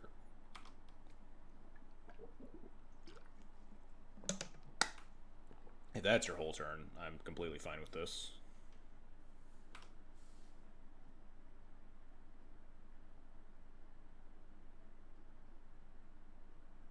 Oh no, it connives! They can make it a fucking...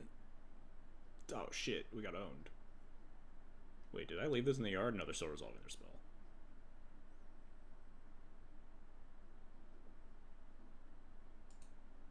Oh, well, we can oust it now, I guess.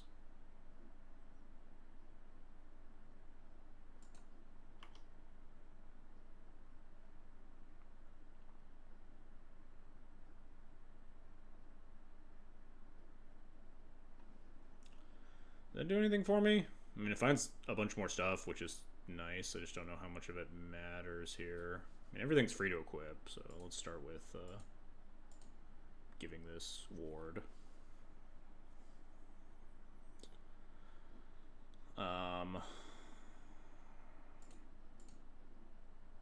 Anything nice to get even? I guess I could just go get formal wear, but I don't have anything to grab with that. Just the bug. I could go get like Fire and Ice or Anduril. Unfortunately, we don't have the land drops to Anduril. I think I'm just gonna oust the Thran, or oust the Yawgmoth, GT the Bowmaster.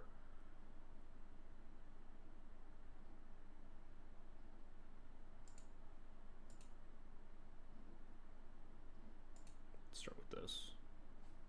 Alright, cool.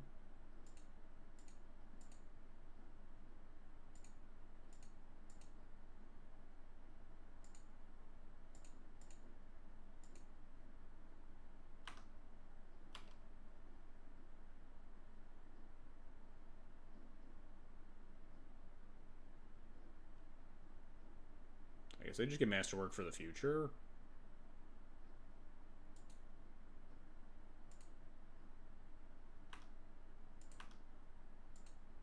I guess maybe could have just played Masterwork and got the Skrell. I don't know. All roads kind of lead to Rome, huh?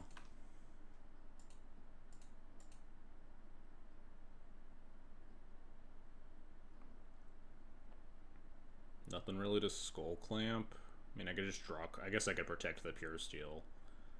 Oh, and I could cantrip, right?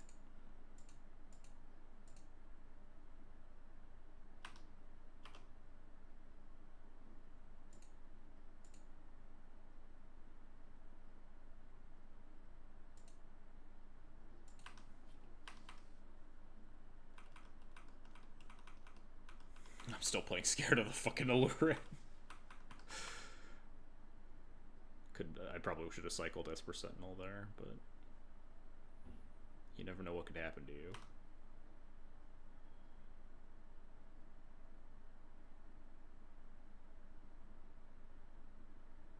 Do you have a 1-mana thing with 2 toughness? A Delighted Halfling, maybe, to kill my Pure Steel Paladin?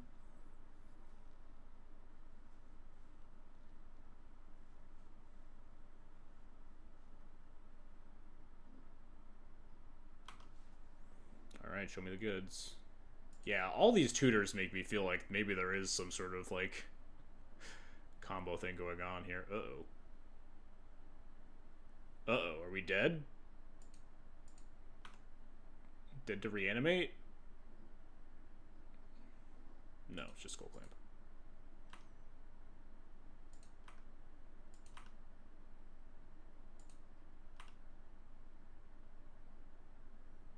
Lethal here ever? I think we do, right? We one off, really?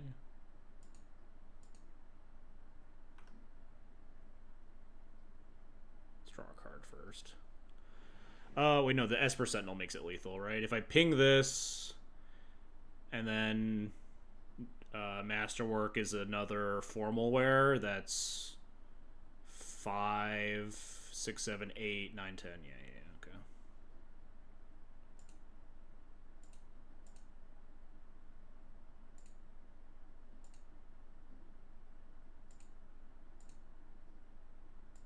I guess it's even more lethal with Cathar Commando, huh?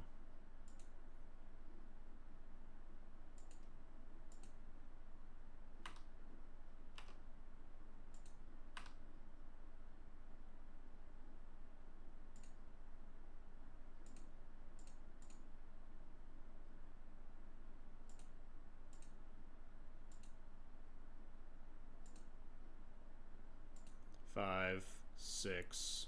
This is 10 holding up. Oh no, Scroll doesn't have haste. Never mind.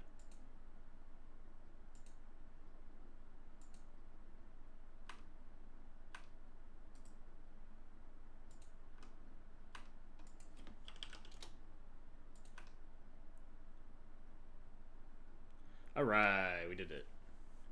It's the only thing I feel in playing Claw, like there are 10 slightly different plays each year. It takes so much brain capacity to evaluate which one's like 3% better than the rest. Yeah, there's a lot of a lot of game actions to take sometimes. And like we were like playing around some cards and we might have played into like getting killed by Hoarding Broodlord that turn. Who knows if we like seen the writing on the wall. It's hard to know, right? Sometimes decks are pretty customizable. If we knew they were on Hoarding Broodlord combo with those tutors, maybe we Stoneforge for Lion Sash that turn and not the Masterwork that we didn't even end up casting. Seems like they're likely on like Hoarding Broodlord combo rather than the Allure and stuff we were chatting about. I like held up a mana on a couple of turns there when I could kind of afford to hold up the ability to Cathar Commando and Allure or something, but it's possible we play into that. But I mean, you get got by at once, so then you can make better decisions after that, right?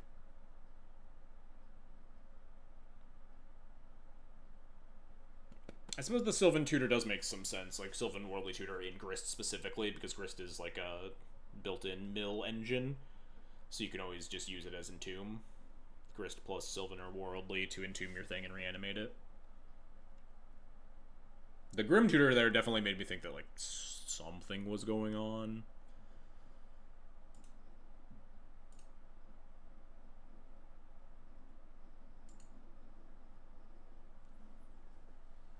It's really important, especially in paper, to just, when you're in those sorts of, like, kind of, that wasn't quite garbage time, because my opponent could have, like, blown me up out of nowhere with some weird combo.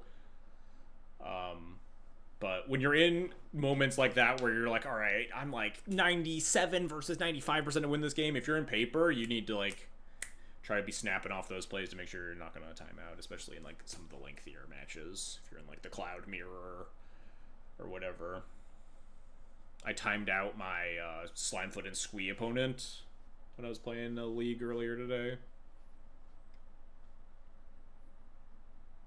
The clock is a weapon online only, though. In paper, you just need you don't want to draw. You just gotta make sure that you and your opponent are playing at an appropriate pace.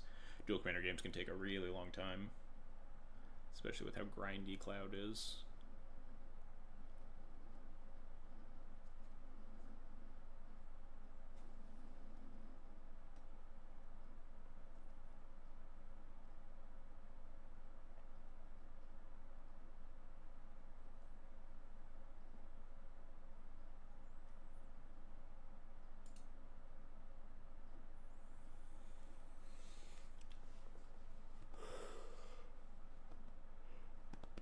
Ugh.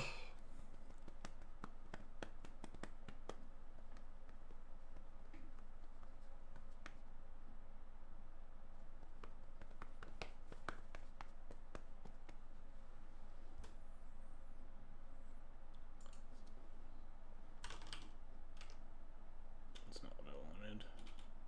Let's see if my opponent had any published results with Grist.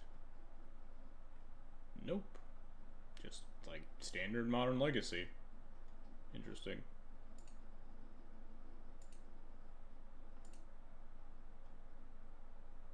Wanted to maybe take a peek at their deck list, but they have no published results in Duel Commander.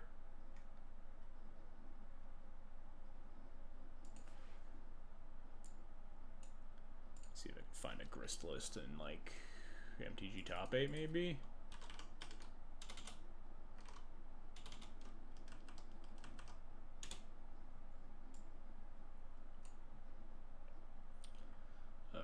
Grist. Is Grist even on? Like, oh, there he is.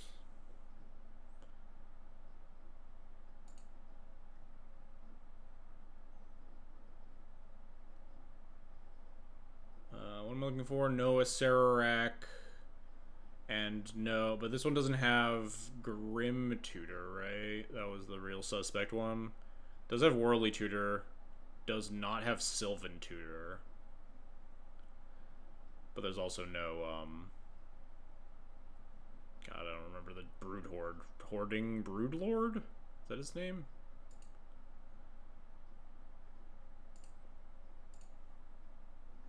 Oh, Speak of the Devil. Never actually played this matchup. Seems like it can be tough to navigate sometimes.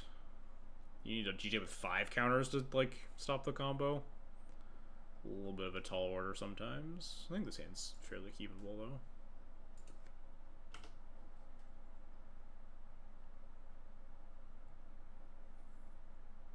Esper Sentinel's a nice turn 1 here. They have very little in the way of creatures. We have Jolted Awake to potentially buy back a Skull Clamp. Or a GTA or something that gets Thought Seized. Cloud probably finds Formal Wear or Skull Clamp, depending on how the first turn plays out. Or their first two turns play out, even.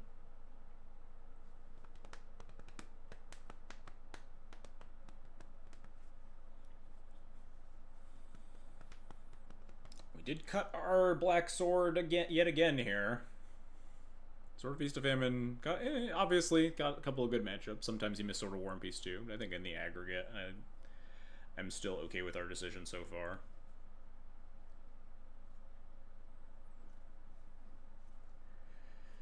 Just don't think you could play like that many. That many swords. Damn, where were you?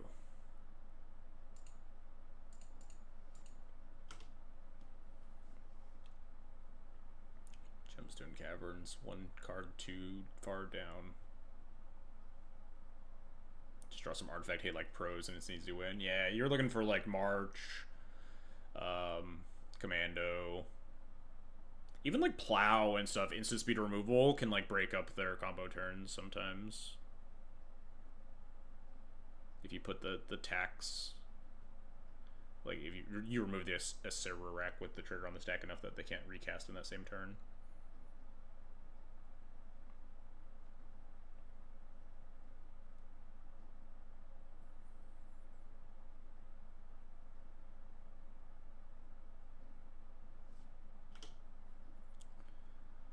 We'll see what my opponent does.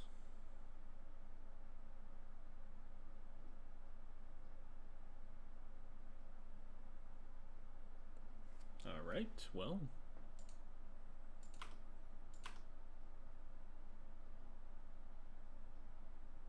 Go get him.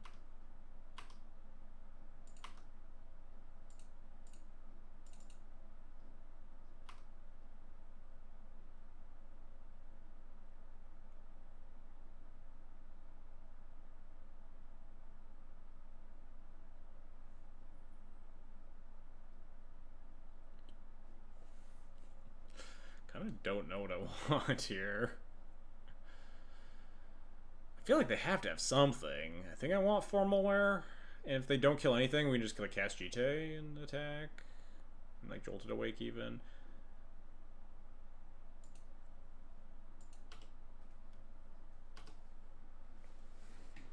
They continue to have nothing, alright.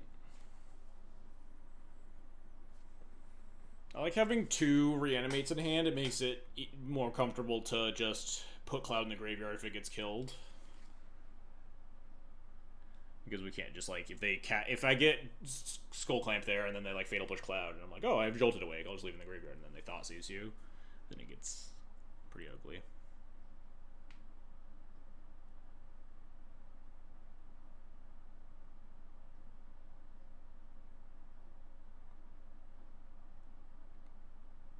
Seems fine for me. Question is, if I also fire up? No, I don't also fire up the Jolt Awake. I only have 3 mana. We're just gonna get back Cloud.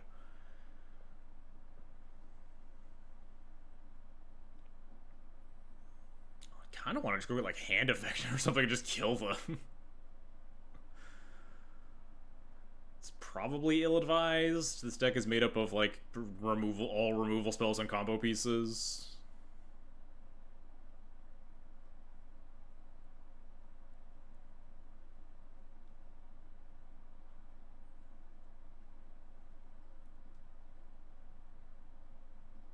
What's happening? You cast your Deluge. Just kill my creatures and let me leave Cloud in the graveyard, and then I'm gonna untap and unplay Formal Wear. I guess I could just go get Masterwork.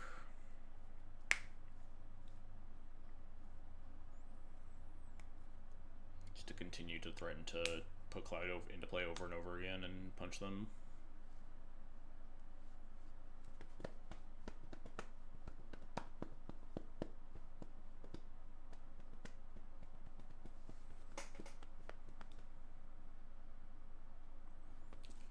Alright, chat. Start brainstorming our giveaway keyword for the 120 play point giveaway. Oh, Stoneforge is nice to have too. Kind of do want to just get hand now. We're just gonna move to discard here. We're gonna discard 2 cards. Jeez. I suppose I could technically cast Stoneforge. Casting Stoneforge doesn't even do anything though, because it just adds a card back to my hand. I mean, I guess I just discard 2 cards and I don't feel too bad about it.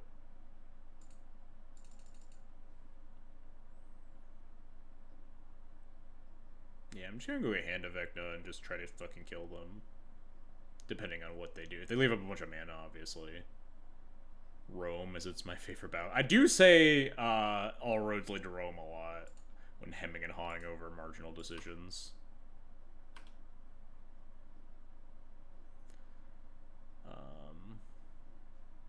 Yeah, I think I'm just gonna grab Hand of Vecna to, like... Oh, we only discard 1 card. Okay, that's fine.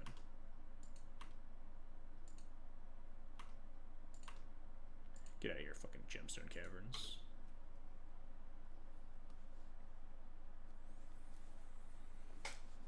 So if they tap out, we can obviously Hand of Vecna them. But if they just hold up a bunch of mana, we can just continue to develop with like Stoneforge and Jolted Awake and GTA and stuff like that instead. Might even be worth just like hand Jolted Awake anyway. Just fucking put them to the test. Draw to 8 cards, play hand, we have 7 cards, we equip. Hand is technically lethal here, so maybe I'm just supposed to go for it every time. Hand equip attack is exactly 18.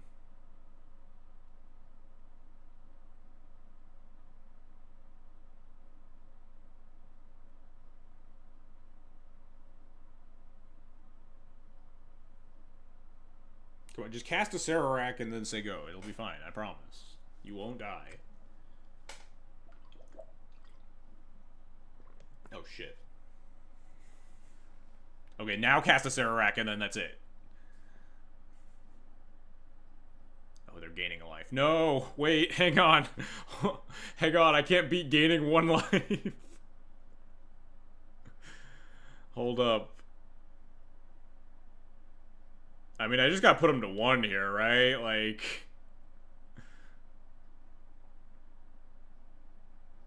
I don't think I have a lot of other plays. The GJ doesn't save me here. So Forge can't, like, do anything. The GJ with 4 counters... Oh, no, the GJ with 4 counters can't actually stop the Acererak Heartless Summoning stuff, right?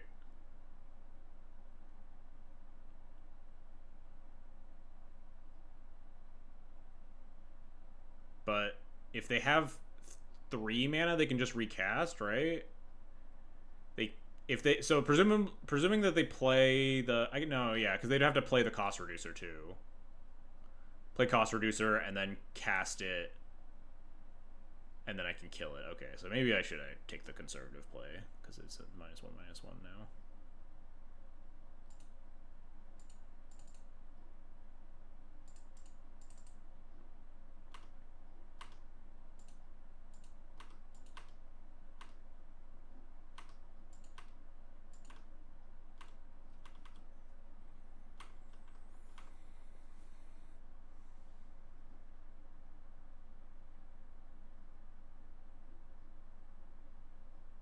If they just, like, just send it with this Ararak, should I kill it?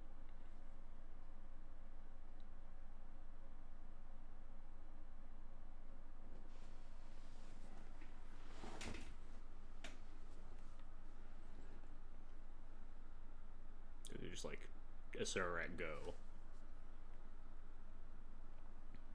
Demonic Bargain, huh? I don't think my Cloud long for this world, chat.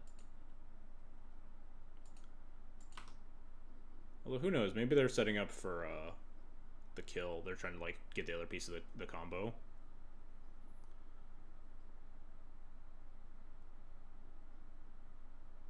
I think I just play the hand and try to lethal them, and if they don't have 1 mana removal, they die.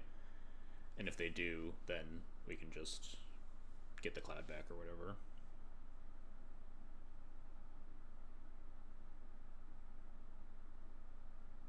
And we still have the 4 GT counters just to prevent them from like full comboing me, potentially.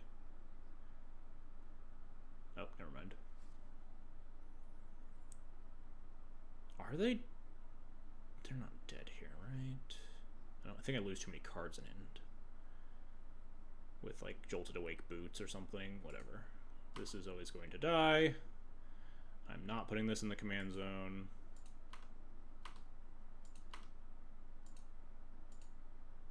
I can't Jolted Awake Boots hand anyway.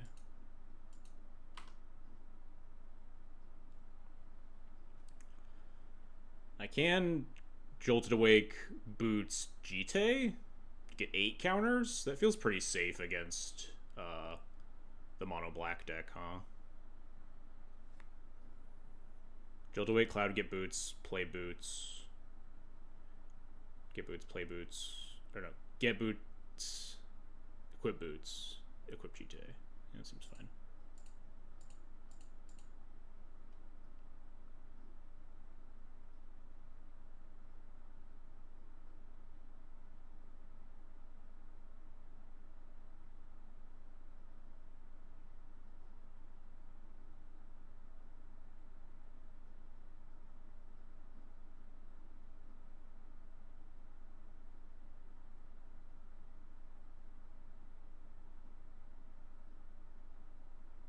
And Cloud will have Ward too, which is nice.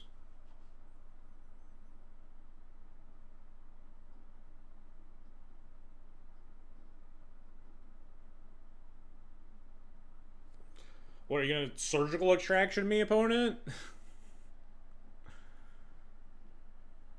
That would get me.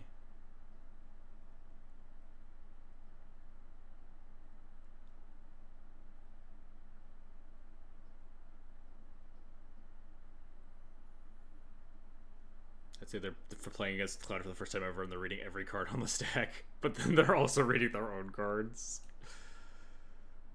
They resolved that Demonic Bargain pretty quick.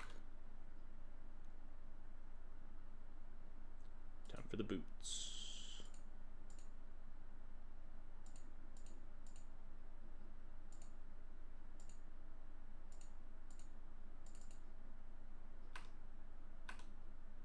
There's only 11 damage, so yeah.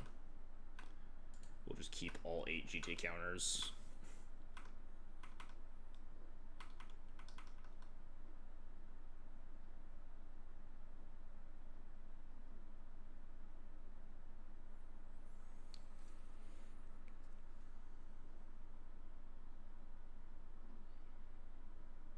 Sure. Could transmute for an edict here, so I do want to be careful. Oh, they reveal their card. Oh, long goodbye. That makes some sense, huh? That beats my ward counters.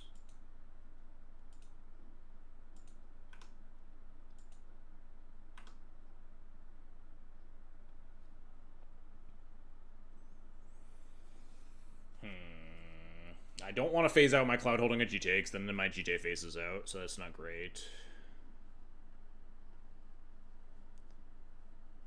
I can't force the long goodbye without like using a bunch of GTA counters or Hand of Vecna-ing. I do have 6 mana, so I could just Hand of Vecna, force the issue, Stoneforge for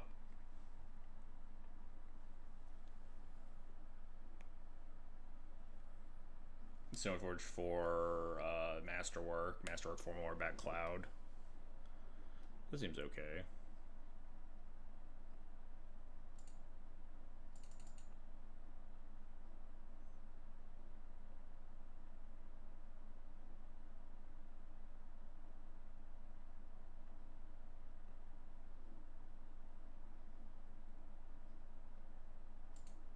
I wonder if I should have just attacked. I think they're just always going to long goodbye. They just don't want me to get 12 GT counters. Maybe I wasn't supposed to play the hand. Oh well, it's like 4 life.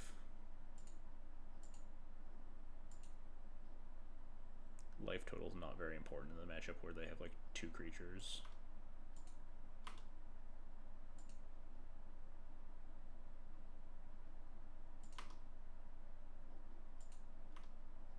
Oops, I didn't play my land. I'm not threatening lethal. Oh well. If they want to go to 1 instead of casting long goodbye, I guess I'm fine with it, huh? Yeah.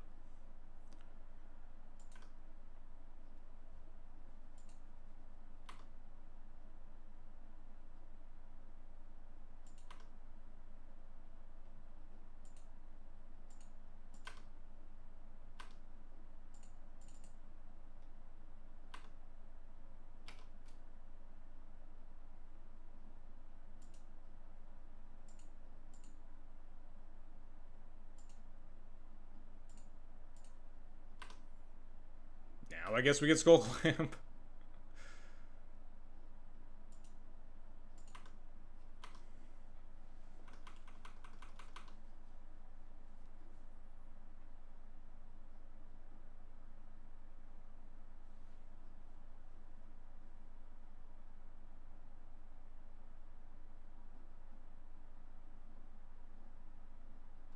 Sure. Knights have been whispered. Dead of Winter. Alright, you got it. Now we'll put Cloud in the command zone. They dead? They are dead, I think. This is let me cast once, right? Yeah.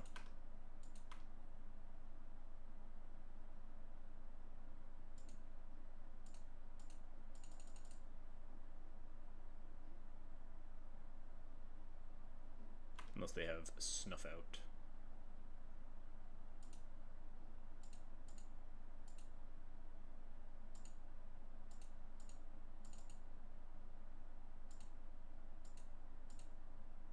Okay, yeah, they're dead. We did it!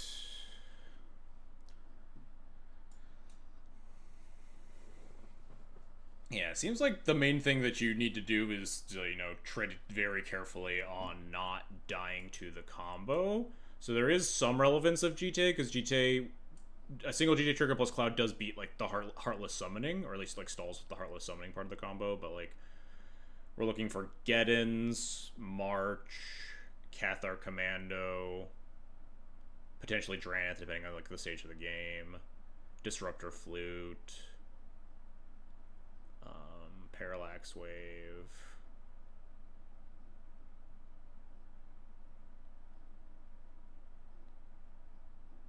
I don't think Swift Reconfig beats it. I think you still pick up the Acera Rack.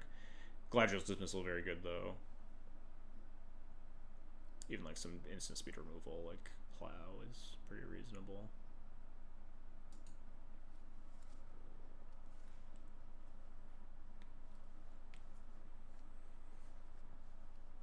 Very odd game, but I was feeling pretty comfortable after the first trigger, and definitely after the second trigger. Just becomes way, way harder to combo into it.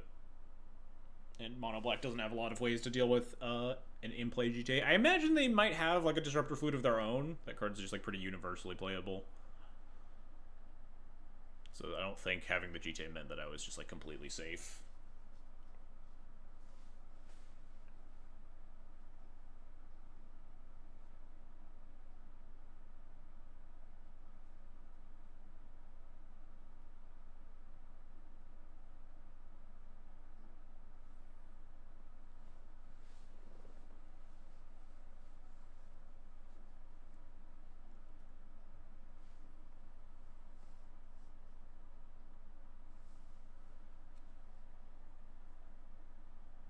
It's another matchup where you do kind of miss the Ethersworn a little bit, but Ethersworn is hard to keep in play. Like, opponent had multiple Wraths, plenty of removal, so creature-based stopgaps are, I guess exactly that, are just a stopgap. They're not just like,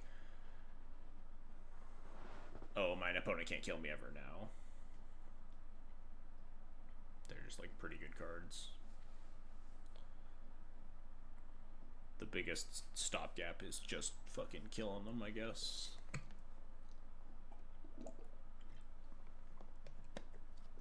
as we've done against Leair quite a few times.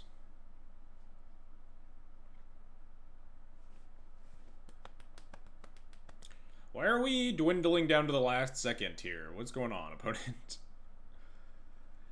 It feels so good to be in a format where Mono White's actually a top deck. Hey, Mono White Initiative Legacy was a great time to be alive.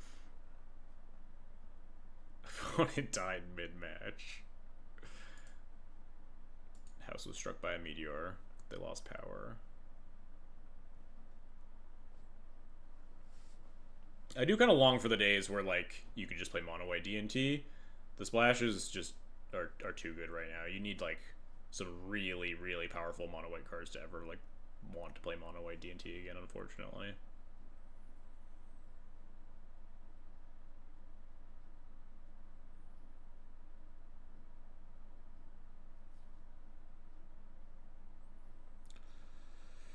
Alright, Onthanice is pretty dead. Mana Tithe is pretty reasonable. Pure Steel is pretty nice.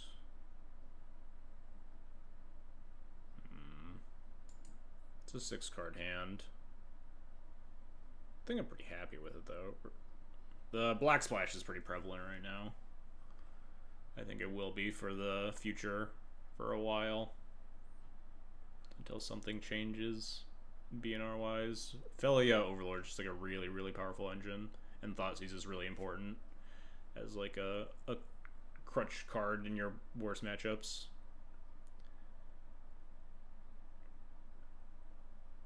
If you want to cast White Plume off Mana Crypt without playing Vintage, this was Canlander. When Canlander gets on Moto, I will probably play Canlander. It's just like...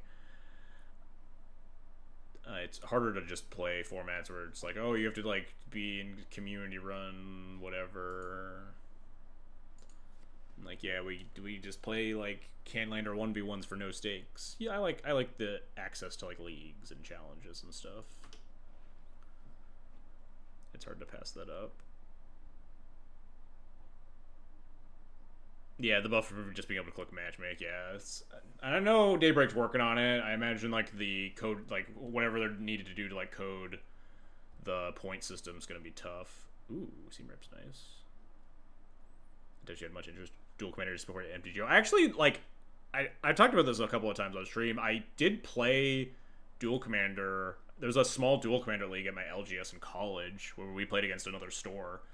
So I, like, have some 2015 Duel Commander. Like, I was much less knowledgeable about the format back then, but I did still enjoy it. But then once I moved away after college, I just, like, I have no ability to play Duel Commander in the middle of the state, so I just stopped playing until I came to TGO. And then I was all over it again. Come on, cast one of your 2-drop enabler things. Cast a... okay, I guess I'm supposed to just Mana Tithe this, huh?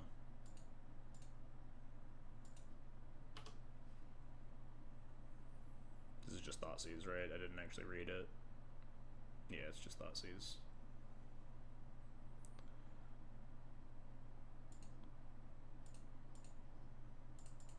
I think I just Cloud for Formal Wear here. We have Hand to threaten if they, like, tap low.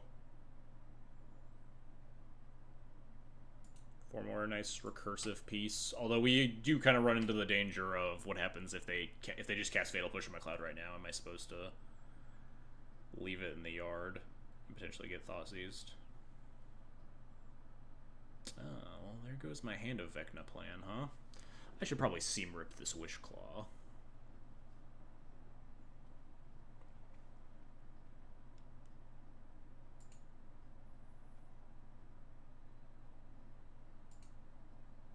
Can't imagine I'm super happy with leaving them a Wish Claw Talisman. Yoink. Pure Steel, Glimmerland. I'd rather Glimmerland start cantripping on my attacks. If we get 3 artifacts, we can even potentially like Pure Steel and move the Glimmerlands over to the Cloud for double trigger.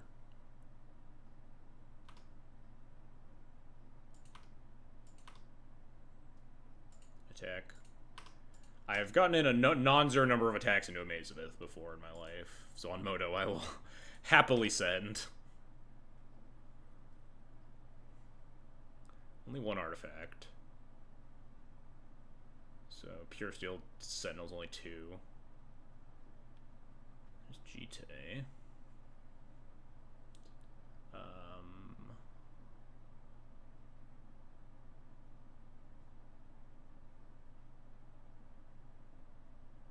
I think we do just attack and Sentinel Jite.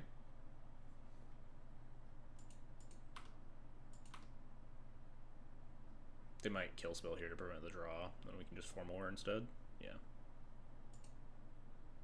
Oh, we can't form war our token, huh? I guess that makes sense.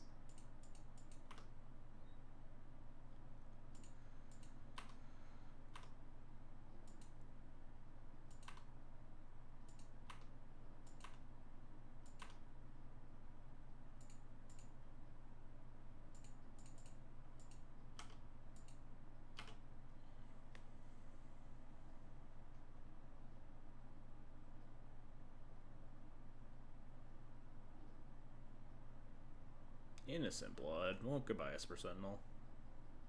Actually, goodbye, Cloud. So we can get the Formal War trigger here. Because we can't get the Glimmerlens trigger here now anyway. So yeah, let's actually just set Cloud. Solitude's a nice one to have.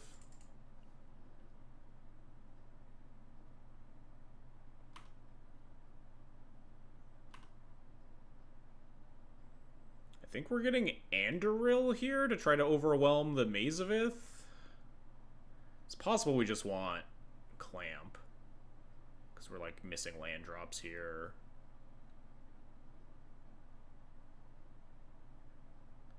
Next turn we're just going to Pure Steel, do some equipping. And the Clamp will cycle and then probably even... Yeah, let's just get Clamp. I think drawing 2 cards off of Glimmerlens too is probably good enough.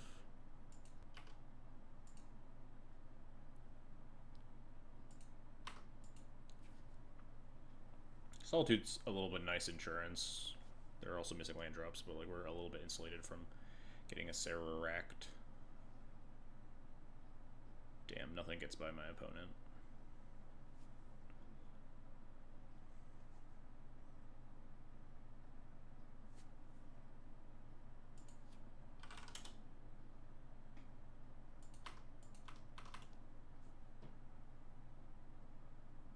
If they cast a Sarah Wreck here, do I Solitude it? Well, I guess that answers that.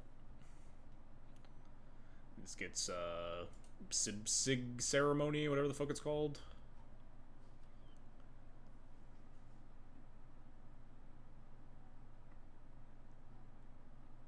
Yep.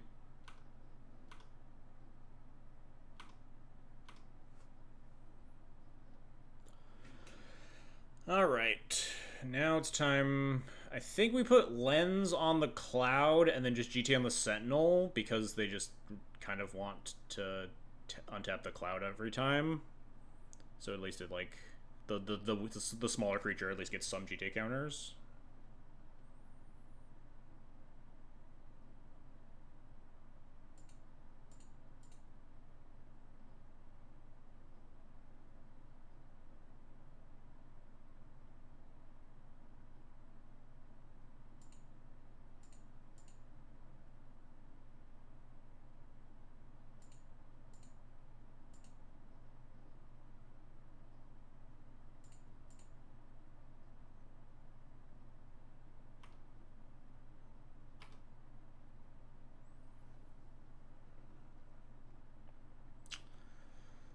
We could draw 4 cards with Masterwork on Glimmerlens. 4's a lot of cards.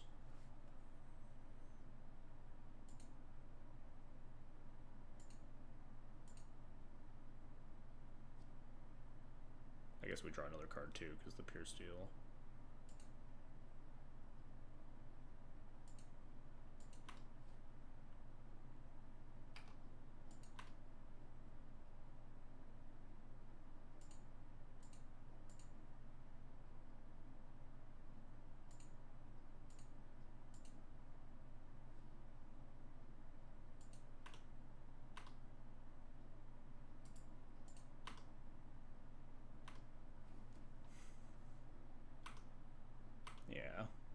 ways to prevent GT counters, and we get to deal them 5 instead.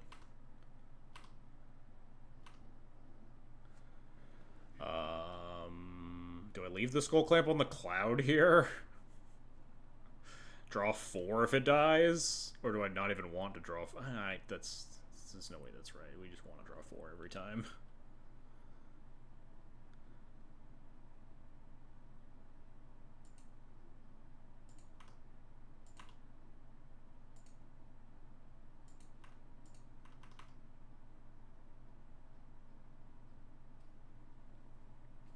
Dead of Winter.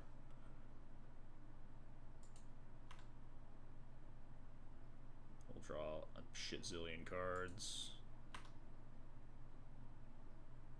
Yeah, you can go back to Command Zone. Just find like Armageddon or something, put this game away. Worldly, or Enlightened Tutor. Does that do anything for me?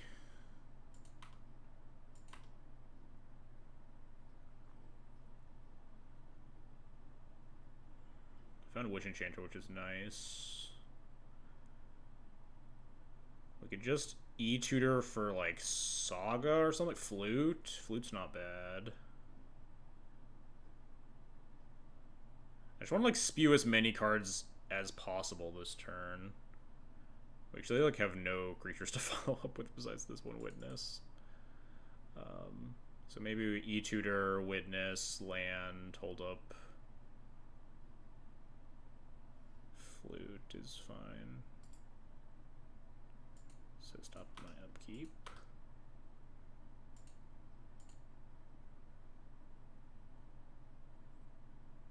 I just jam Flute and name a Sararac, I guess. Seems hard for them to beat.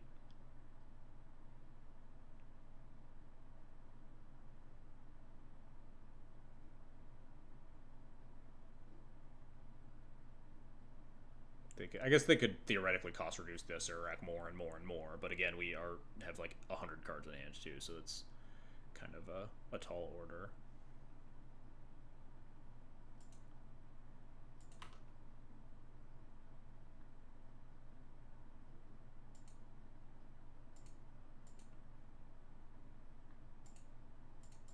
I mean, I could name Sig Ceremony, but we just can Witch Enchanter that if they ever play it. A Sararac, the Archlich. We have 9 cards in hand. We could cycle. I think I'd rather just have a sticky thing and play and discard 2.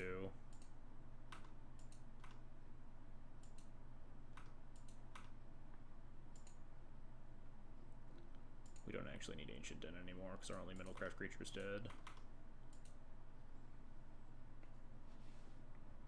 And we have like 47 artifacts in play. Profane Tutor. Alright. Before I take my stop off. Voice of Victory is fun.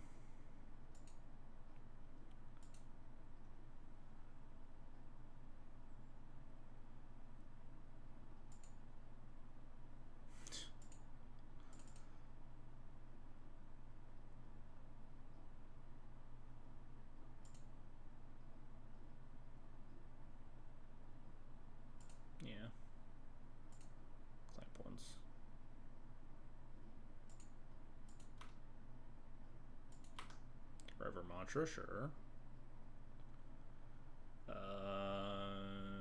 Hand of Vecna, I guess. Probably better than Sword of Fire and Ice. We don't need to draw more cards.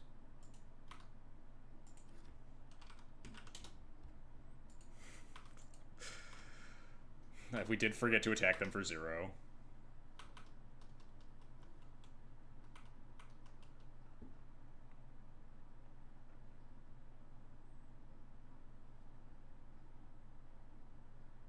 Got another Wrath.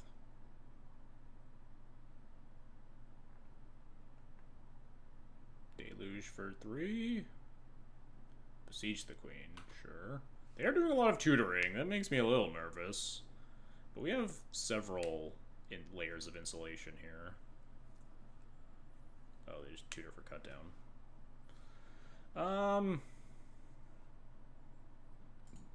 Yeah, why not?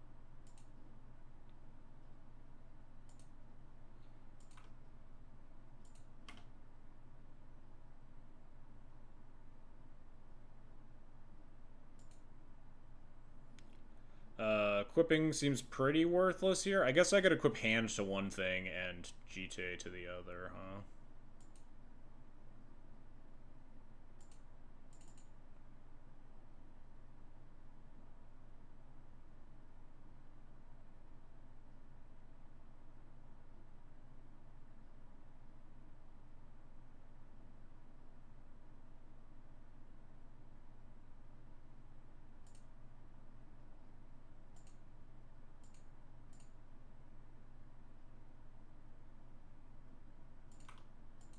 Draw triggers from lens, not worth it. Not really. We have this active skull clamp going. We're gonna get 2 guys to clamp, 2 mana to equip the glimmer lenses, so we're gonna get our 2 mobilized dudes that we're just gonna clamp away. Draw 4 cards for 2 mana instead of 1 card for 2 mana.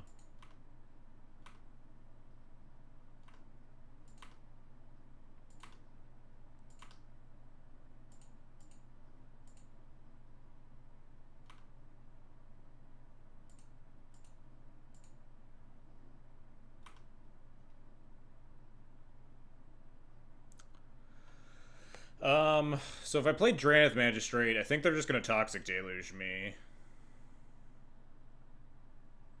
With the Tutor. Oh no, they can't! Because the Drannith Magistrate will stop the Grim Tutor.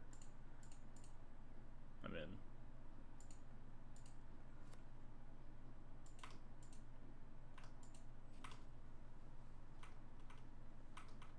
Kind of unfortunate we haven't found an Armageddon yet, but such is life.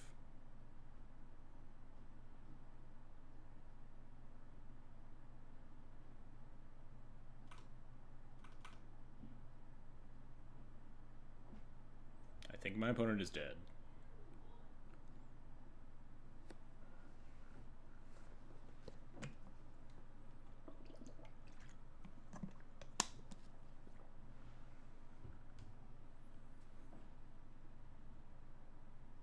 Oh, they just had the Wrath anyway. Wait, so for each swamp they control? 1, 2, 3, 4?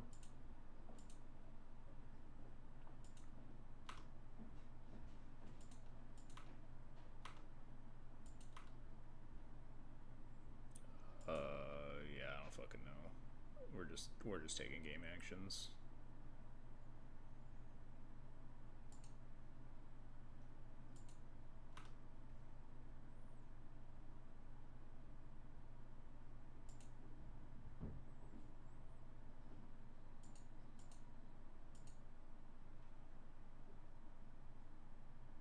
Wait, are they dead?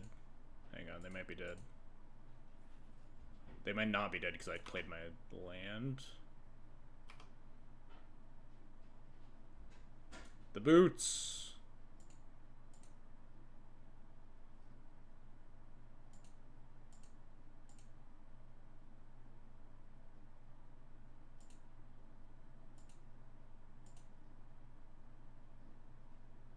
This is 6, 7, 8, 9, 10. No! Wait, no, land is 1 off. Is there anything else I can do to buff this thing's power? Skull Clamp is 1 more damage. Oh, I am off because I played my land. Shit. Oh no, hang on. We can equip the 4 more. We're good. 1, 2, 3, 4, 5, 6. Plus 6 is 12. Very cool. We did it. We found the line. Just in case.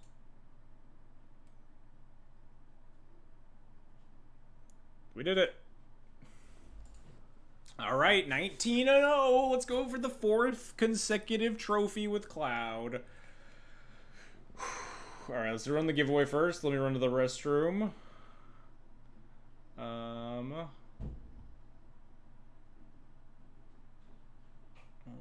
grab the old title source here.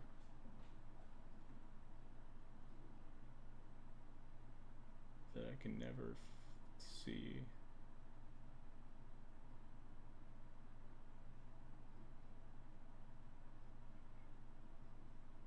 Am I blind?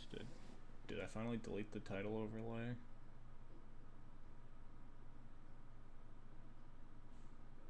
There it is. All right. We're giving away 120 play points like we always do here. Is there any good way to do back-to-back trophies? Just like 4 trophy. Let's just do trophy, something easy. I need to run to the bathroom. Exploit point giveaway trophy. Type trophy in the chat for your chance at 120 play points. Run to the bathroom. We're gonna play our final match to try to get our 4th trophy here. I'll be right back.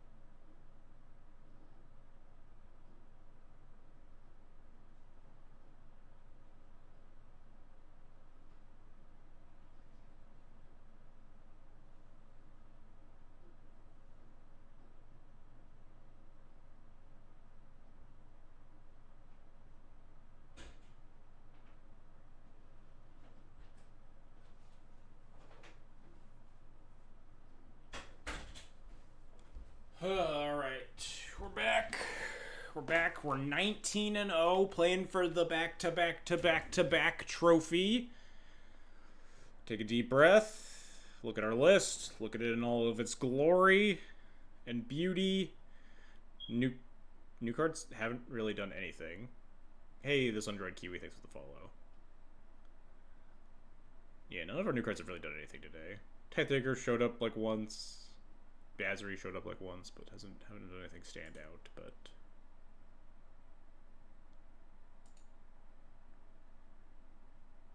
Alright.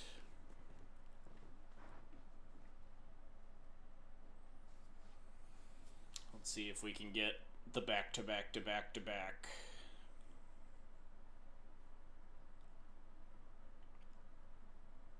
We'll end the giveaway at the end of the... At the end of the round. Can you guys hear that? I hope not. I think one of my fire alarm things is doing the low battery beep. Hope the mic isn't picking that up. Otherwise, we'll just have to suffer for the entirety of the trophy match. I'm gonna try to stay quiet for when it happens again to see if like the audio jumps on Discord or on OBS.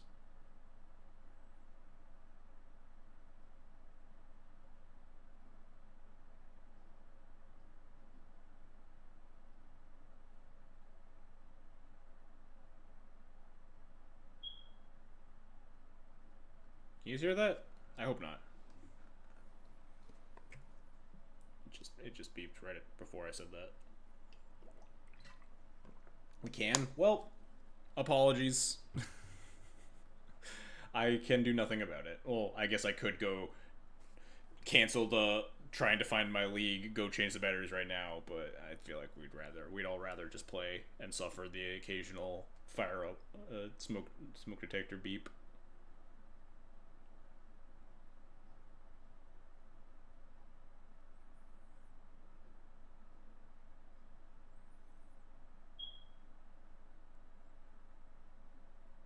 It is going to drive me a little bit nuts, though, is the other issue. I guess I could just go unplug it, but I don't know which one it is. We have like 4 or 5 that are like all in these adjoining rooms.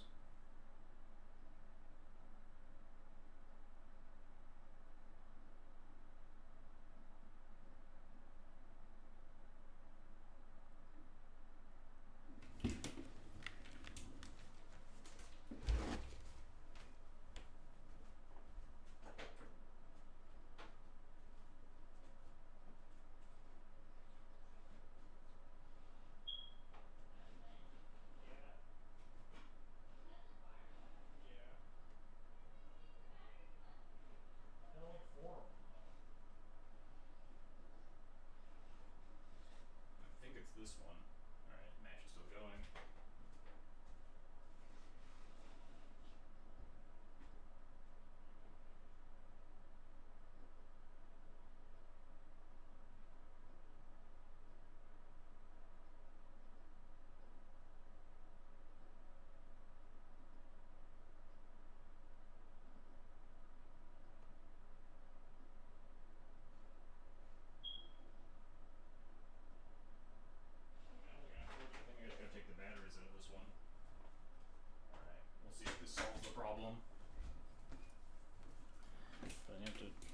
Figure out how to take the batteries out.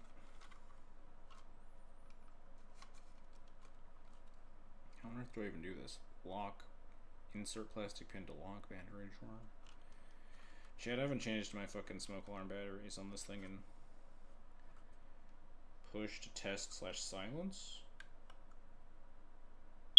Nope, it's definitely this one.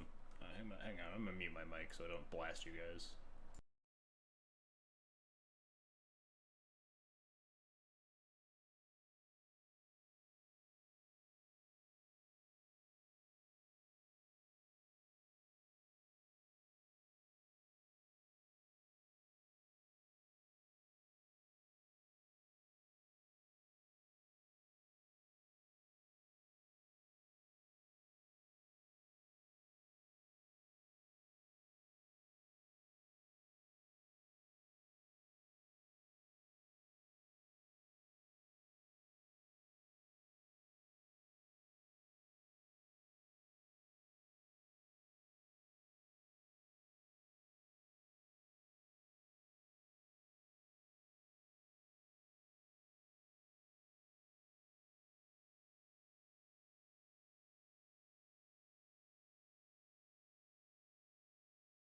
Alright, problem solved, I think.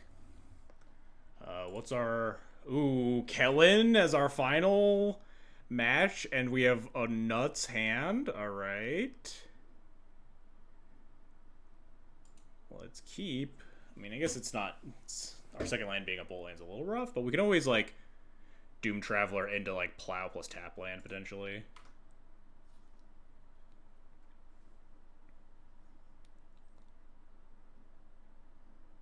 God, every time I play against this fucking card, I just play horrendously somehow, and just it just owns me.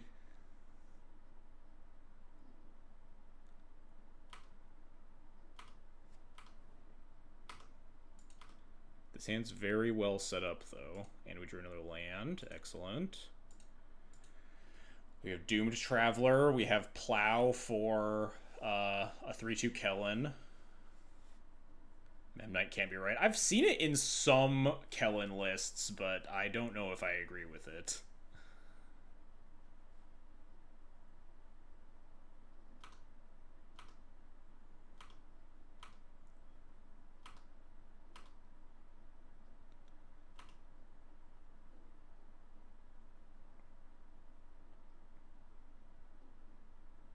Swift Spear. Does Solitude this? Guess I may just block with Doom Traveler if they don't attack with both here. Yeah. If I just block here, Doomed Traveler next turn. I could even Jolted Awake the Doomed Traveler and have Plow for Swift Spear or the flipped Kumano.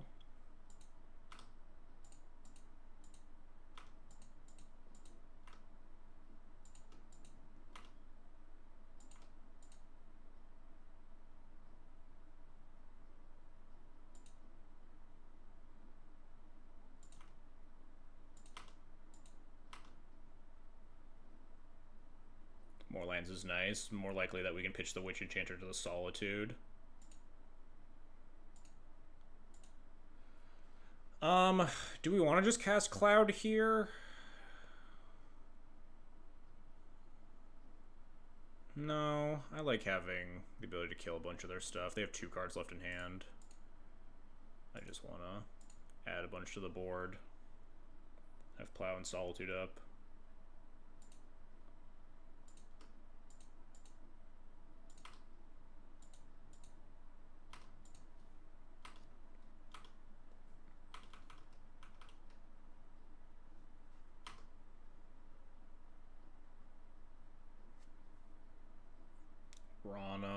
when it takes damage, they get to dig.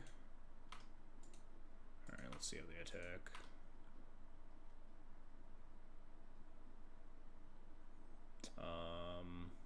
Yeah, unfortunately these attacks are actually kind of not great for me, because I can't, like, if I stack block the Ronum, they get to, like, draw a card with it, probably try to hit a land drop. We could just chump block again.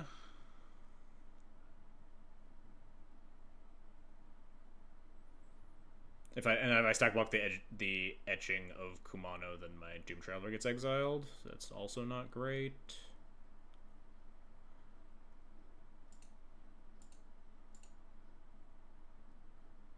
Maybe we just chump block. Take 2. I guess no, we probably want to Solitude this Feldon, right? We're just never going to be able to block it.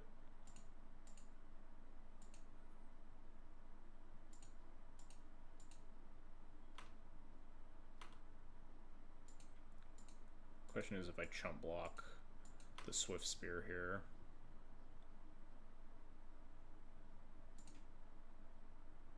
Chump block Swift Spear is bad against like Fury Pyrokinesis. I think I'll take 2. I don't want to get Fury Pyrokinesis and then Kellen flips.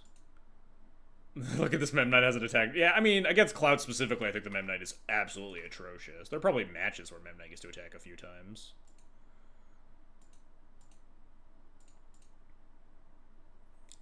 Question is, what does this Cloud get? Like, it's a little bit dangerous if I just grab Formalware, I think. But I guess I do have Anduril to pressure the Cloud into dying. Like, if they don't attack at all, we just cast the Anduril and then threaten the Cloud attack the following turn. We just form a wall of blockers.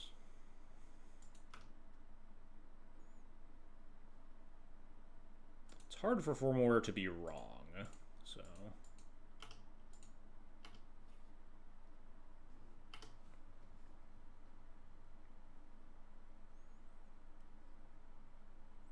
If they just send with Swift Spear, I guess I just block with only Cloud, probably. Maybe I just also... it's just so easy for them to trigger Prowess and make any other block bad. Just get any Shock, Lightning Strike, Lightning Bolt, whatever.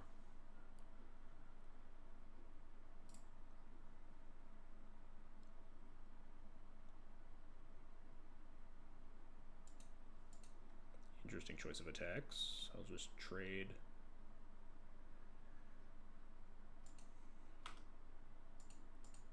like this. Do I block Doom Traveler or Spirit Token on the Mem Knight? I think I like keeping the Doom Traveler around to play around like extra, like some like ping, multiple ping based removal to make sure that this Kellen's just gonna be offline forever.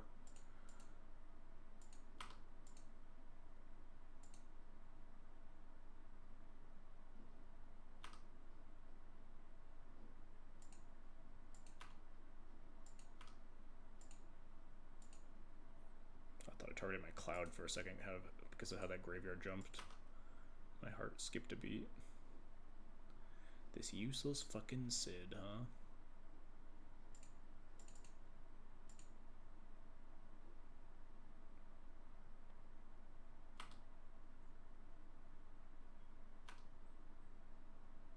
I think we just get Masterwork still.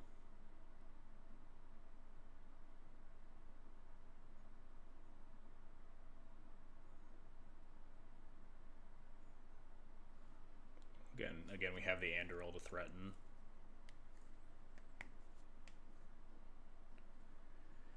Guess we maybe could get Jite, like Sid Jite is a play with for 3 mana.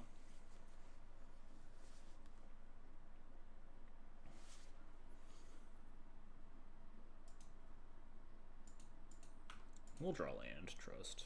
Also, we're at 17 and they have 3 cards in hand as mono red, so I'm feeling pretty safe about our current position. And I want like a way to like soundly deal with this Monastery Swift Spear, I think. Which probably involves trying to get a 4/3 Cloud in front of it.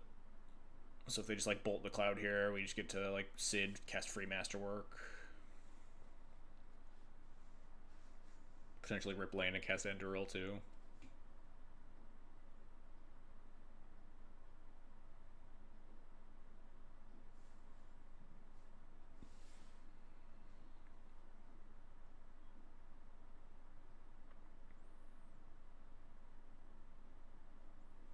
are close to like the Kellen blender. 3/2 double strike Kellen starts to get a little scary. One of the reasons I want to keep the Doom Traveler around, it chump blocks the 3/2 like a few times.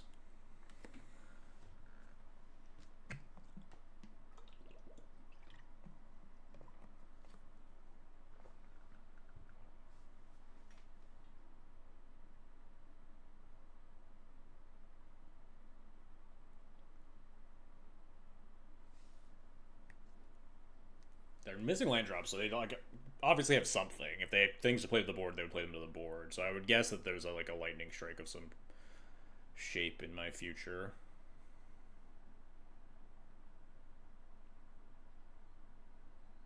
But maybe they just want to like level up the Kellen, make it a little bit more threatening. If they rip more lands, they can level it up to 3/2 double strike.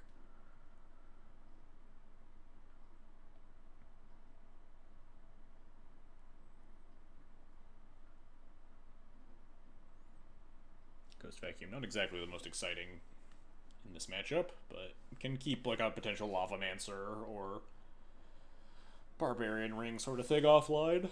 Eventually, maybe we get to 6 mana and we get back our Solitude.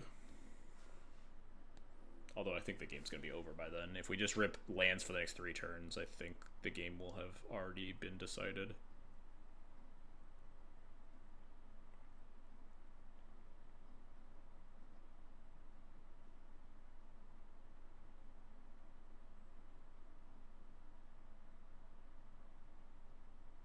There it is.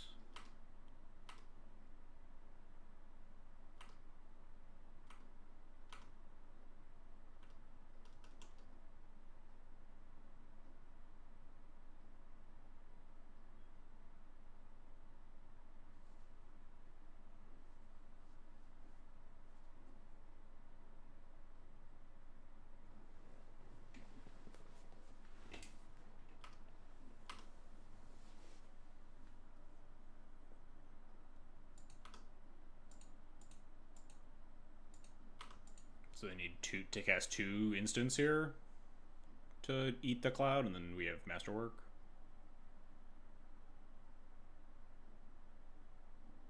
Oh, or a Shatter. Well, Shatter... Oh, actually, Shatter's really rough because we can't Masterwork back the Formalware. Ouch. The Sid, if it lives, could come in handy, though. Guess we'll see how this works out, huh?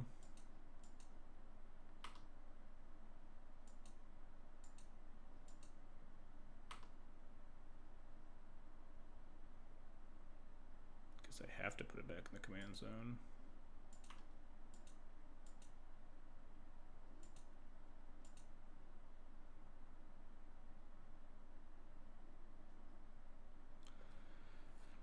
I think I just still want to rip land here. When I play Sid plus Andoril, or would I just recast Cloud Gogajite? Versus 3 spells in hand.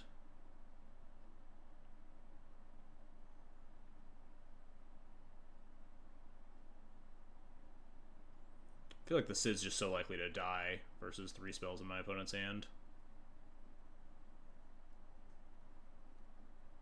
That if we were bland, that we'd probably just want to like Cloud Gogajite to threaten the equip if they ever tap out. Just take a hit from the Swift Spear.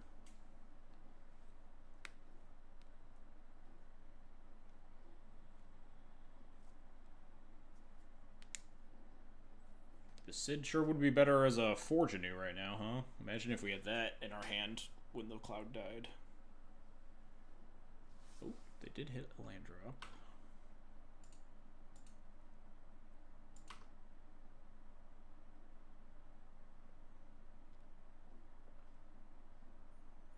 Cathar Commando does not trade particularly well. And we missed on land for Sid. It's gonna be so slow to pick it up and put it in my hand, too. Do we just have to try to, like, block one of these? Just doesn't... Cathar doesn't block a 2/3 very well.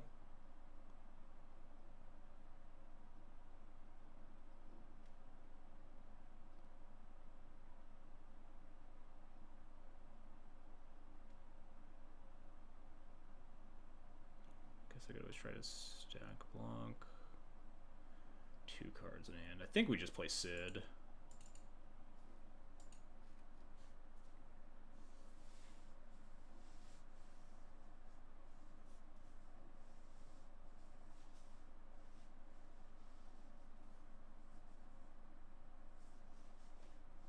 We're going to be kind of in the blender if we can't hit a land drop.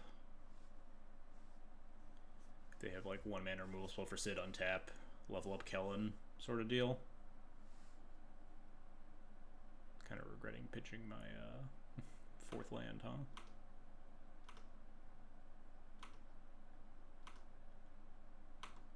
No shock at least. Or yes, shock? Sorcery speed shock, sure.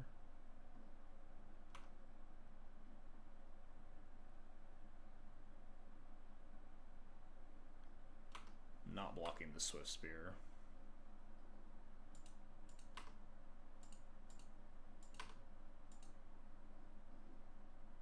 Alright, couldn't really play around that.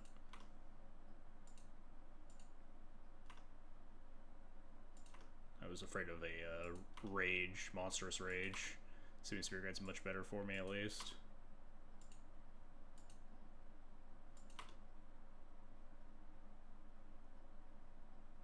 That's very good. Against 2 cards in hand after untapping, it's going to be really risky to just like jam Jite. We're definitely playing Cloud here.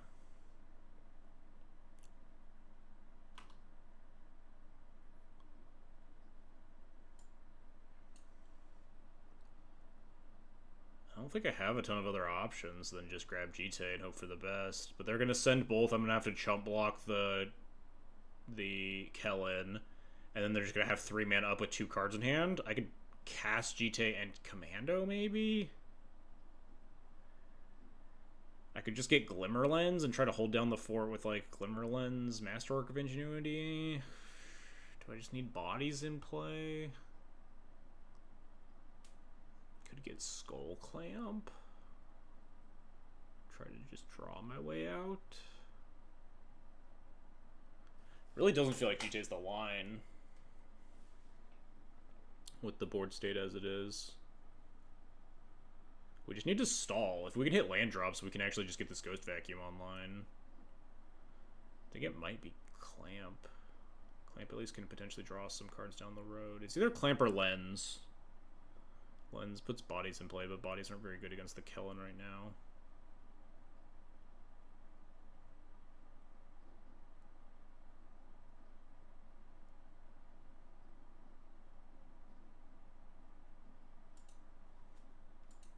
Low confidence.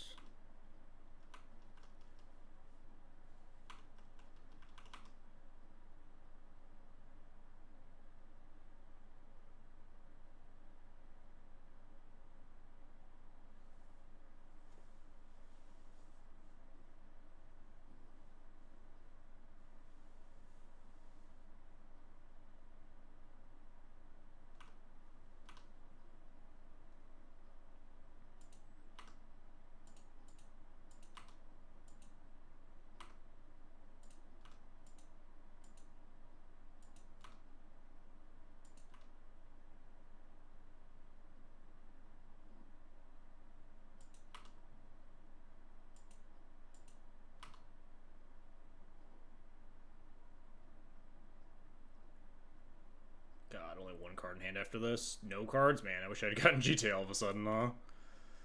We do get to draw 4 here, though, which is pretty big.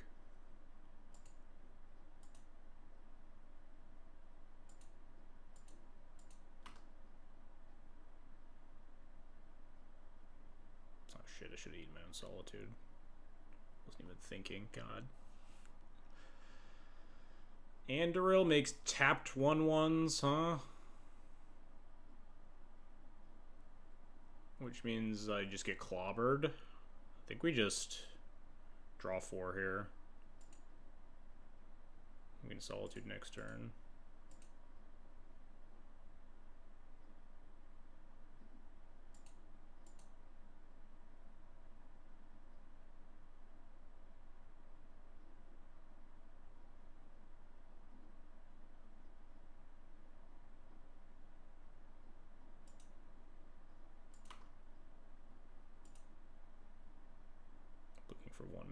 removal would be nice to pair with the Cathar Commando and shooting the factory or the Harrier.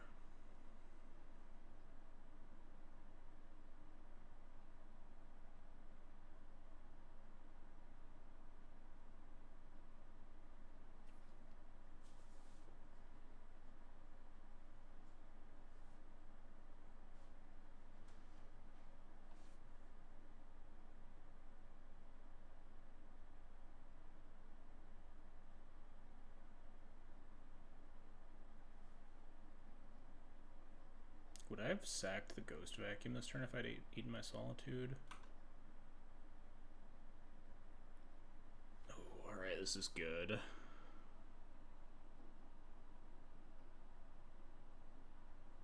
I think it's just Static Prison that Kellen... Maybe it is just Giver and Cathar and don't activate and just trade instead.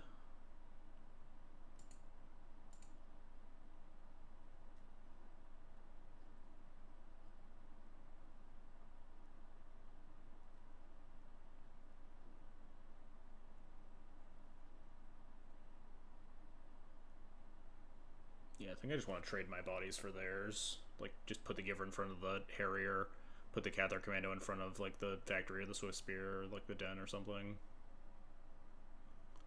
Then eat my Solitude, untap, and activate. Potentially. I have other options as well.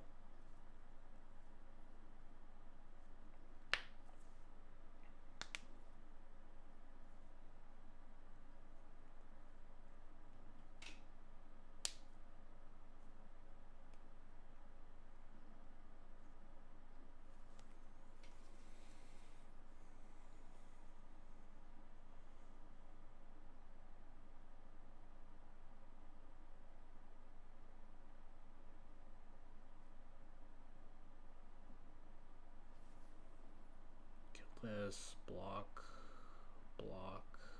taking like 4-ish, give or take, which is pretty fine when they're hellbent.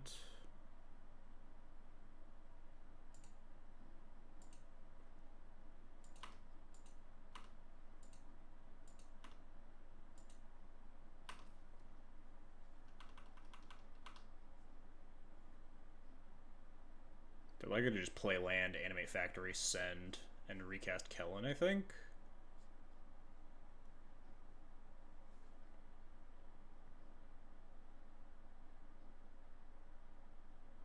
Depends a little bit on what they draw.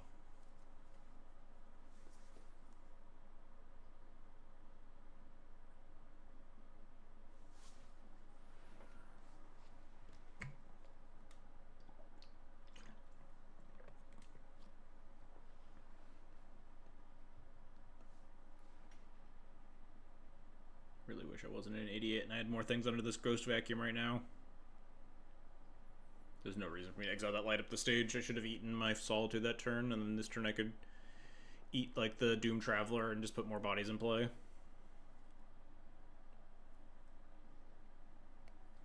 I was just totally on autopilot. That said, I think we're still in a pretty good position this game. There's the land. What do they do? Fire up Factory? It makes the most sense here. Firing up Den could make some sense.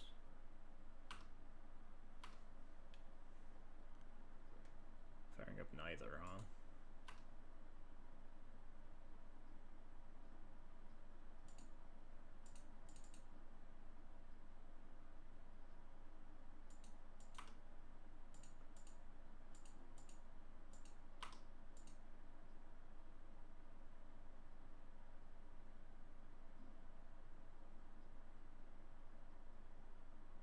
I guess firing up Factory is the same as just attacking, right? Because it costs you that same chunk of mana. And now you cast the Kellen.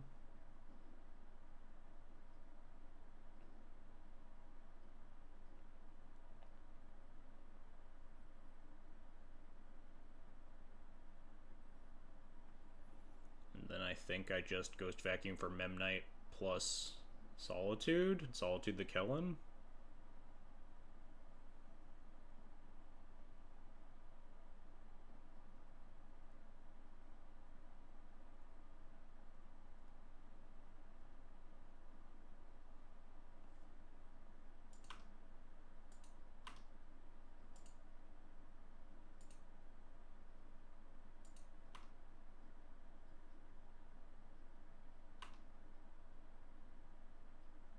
Maybe we don't.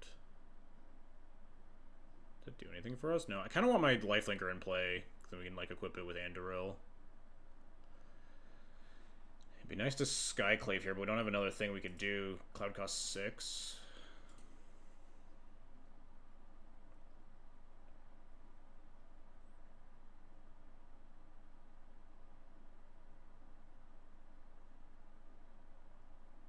I don't even think I play my land.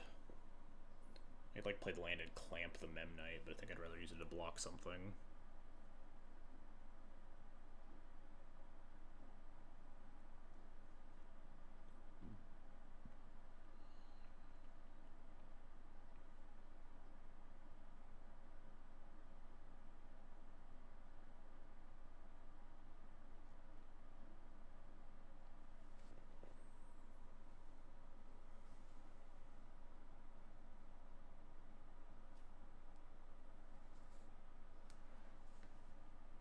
Much nicer here if I had like a fucking Doom Traveler underneath this Ghost Vacuum too.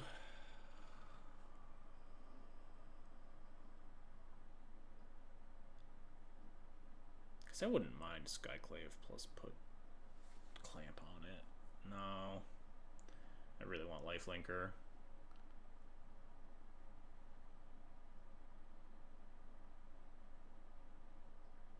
Always, it's tough though because we can't Skyclave these things and they're pretty annoying, but we will likely be able to Skyclave something else.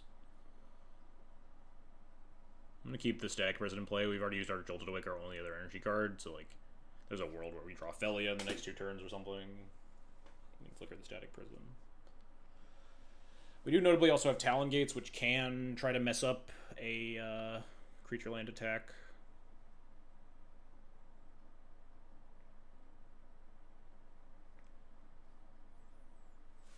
Activate Ghost Vacuum, get Memnite and Solitude. Solitude the Kellen. If they want to like recast Kellen, it takes most or all of their mana. If they want to attack with Den of the Bugbear, I would maybe double block the Den, given the rest of my hand. Maybe I would just trade the Memnite for the Goblin token and try to Anduril them. It's a little risky depending on if they have follow up.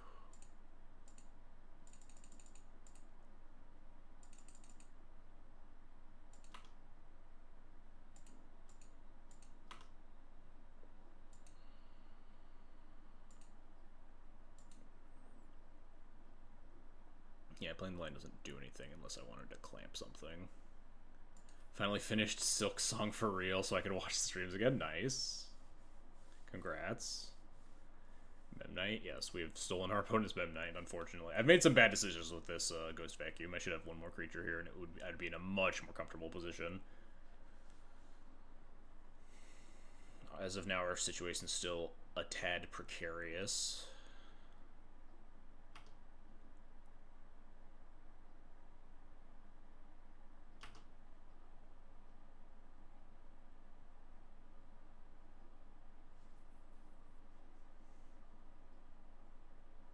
Yes, the trophy giveaway is still running. It's going to run until the end of this last match here.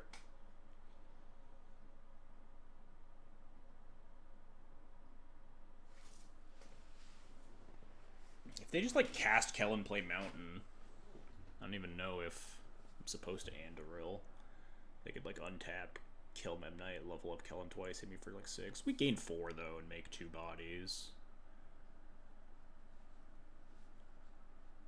If they have, like, a shock, it's disastrous, but I don't know. If they play 5 for Kellen, maybe we just hit them for gain 1 life and Skyclave the Kellen anyway. We can just, like, Skyclave plus cast Anduril. invest less.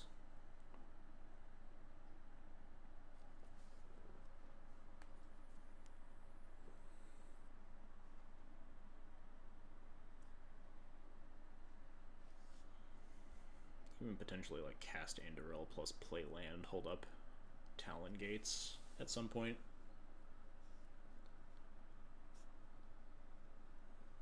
If they just like animate Den, maybe I'm supposed to do that. If they win this game, they will lose the third game anyway on time. I mean, they're mono red, but like if they keep playing at this pace, then yeah, probably. But okay, here's the animate Den attack.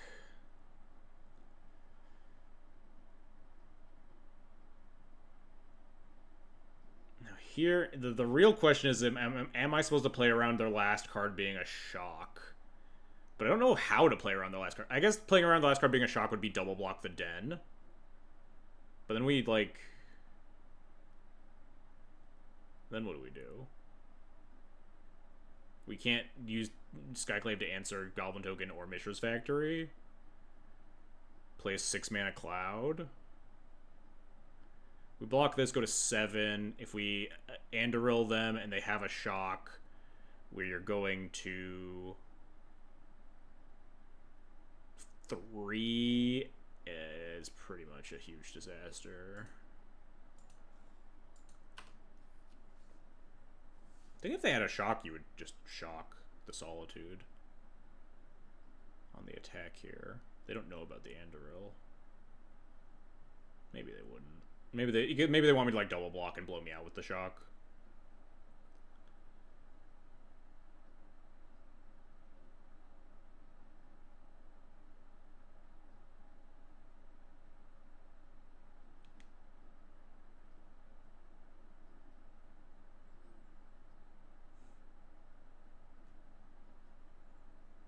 I think I just have to jam. I'm not seeing a better line. Maybe they'll just like cast a 1-drop. Would be nice, huh?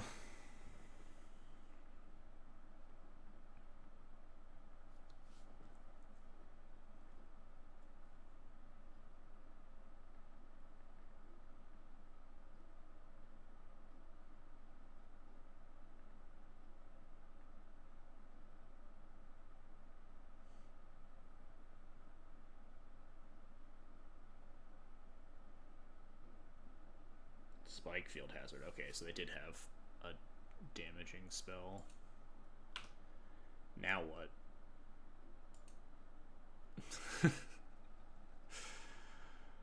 Now fucking what?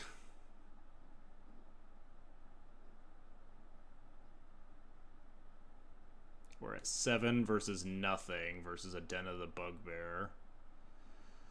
We could... We can't even Skyclave for no value. Hold up Talon Gates. Cloud costs 6. We could just cast Cloud. Hold up a Mana Tithe. Or just cast Cloud, continue to leave the city in play. Just trade the Cloud for the Den. Cloud for Boots, maybe? But then we don't have the life gain because our Solitude's dead. Just Cloud for Jite?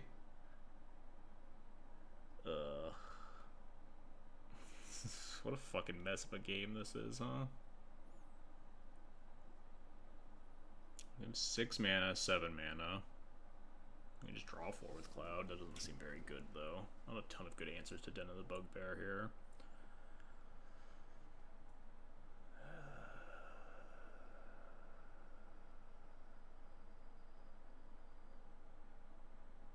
Put Skull Clamp on Skyclave as a blocker. I kind of want to just Andoril land Talon Gates the Den on animation. Because they're like almost always go for that. And it's like a pretty good time walk. And it gets this fucking Andoril into play. I wish I just had anything better than the Andoril to play here, but I just don't. And then I'll have enough mana to like cast the Cloud as a follow-up after that.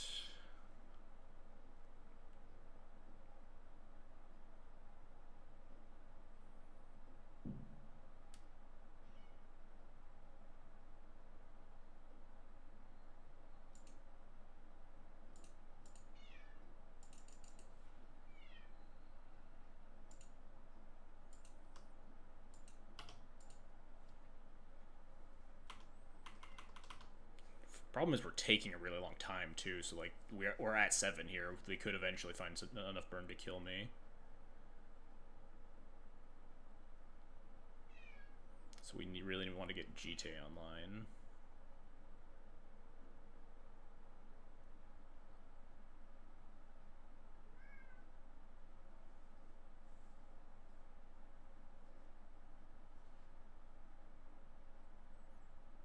I think the perfect world is that they like animate Den and then have a 1-drop creature to play afterwards, so that we can Skyclave that.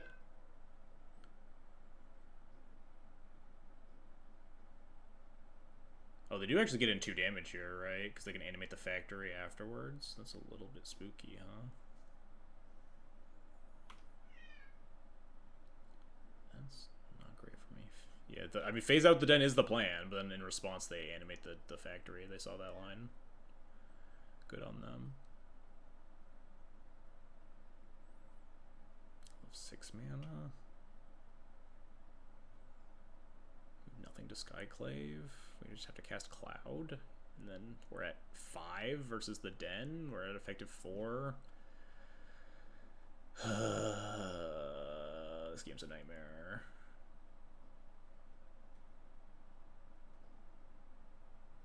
All because I didn't fucking Ghost Vacuum my like Doom Traveler too. This game is like very easily winnable if I have 1 more creature in play.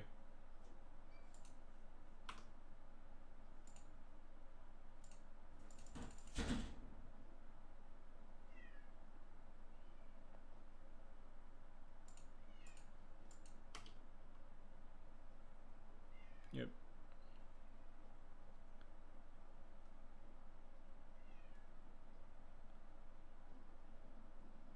Ooh, Razorgrass Ambush, huh? Problem being that, like, I have to let something attack to Razorgrass Ambush it. Could be a 7th mana source, too, if I just play Cloud. Is it just Skyclave, equip... Skyclave nothing, equip Clamp, hold up Razorgrass Ambush? We're at 5 life, though, against the fucking burn deck. Can't you put him in combat before we did that? Then they would get a token, which I think is worse than taking 2 damage.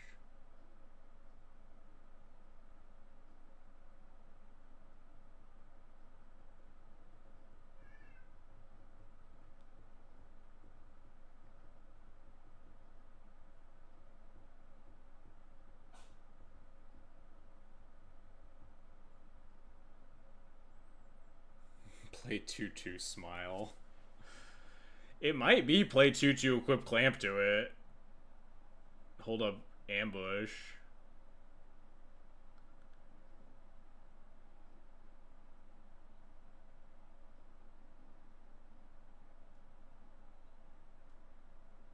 But we're just at 5 versus them. It's all bad. It's all bad. It's all bad. I think it's better than playing Cloud, though.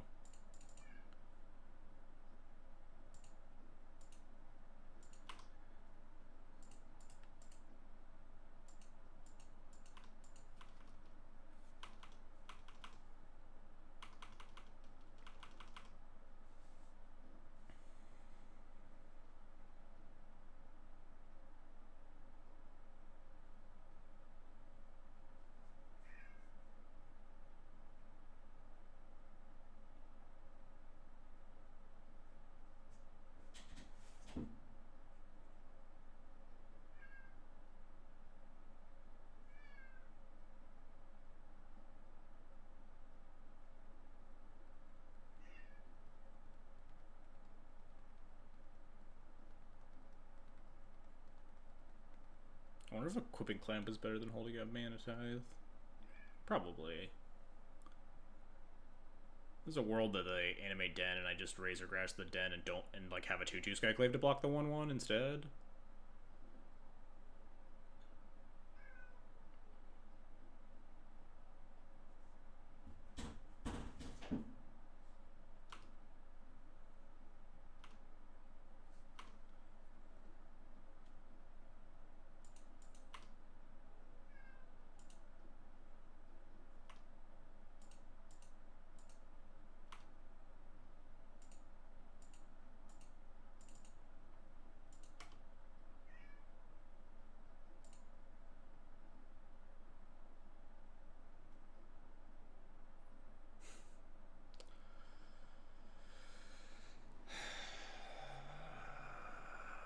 sorcery speed removal and things that don't gain me life and inability to like have another land to play Cloud here. I would love to cast Cloud plus Nesting Bot here so I can get GT and try to gain life.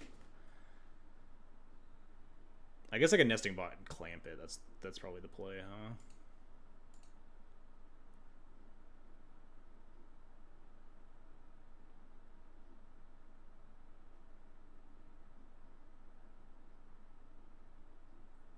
The fucking sorcery speed removal too. Can't beat the factory. We continue to be at 5 life. Incredibly scary.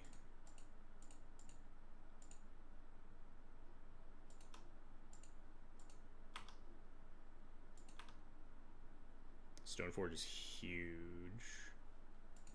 Stoneforge for GT. Play Mom. Stoneforge for GT. Play Mom. 2 mana left. Just equip Skull Clamp to Stoneforge, I guess. Have a bunch of blockers. Have GT ready for next turn.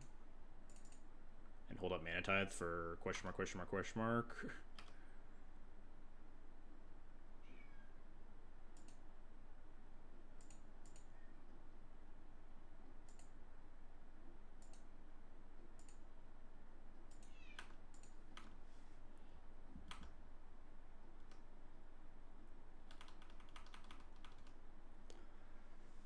Please don't have 5 damage worth of burn spells, opponent.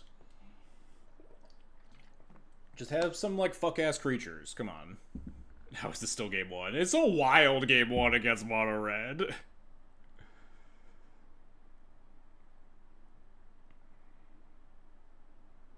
Maybe just, like, hard cast a Fury, perhaps.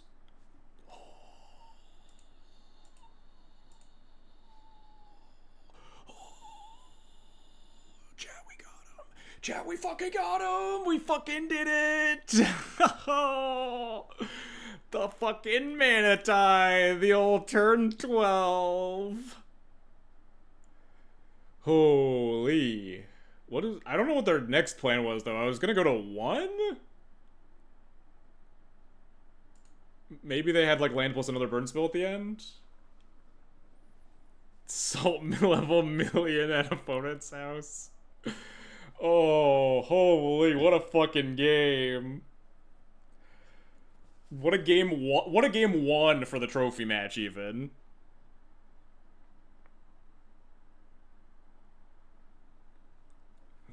All because I fucked up the stupid... The Ghost Vacuum. On, like, turn 4, I was like, this Ghost Vacuum probably doesn't matter. The Ghost Vacuum was just insanely important.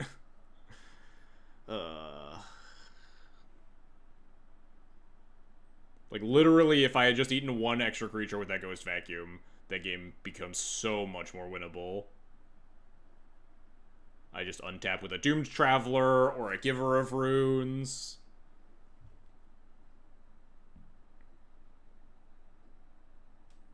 And then I have, like, things to put the equipment on. Just, oh my god, that game would have been so much easier if I just wasn't fucking dumbass with my Ghost Vacuum exiling to light up the stage. Holy. Alright, well, we got there anyway. It's okay. Sometimes you don't get punished.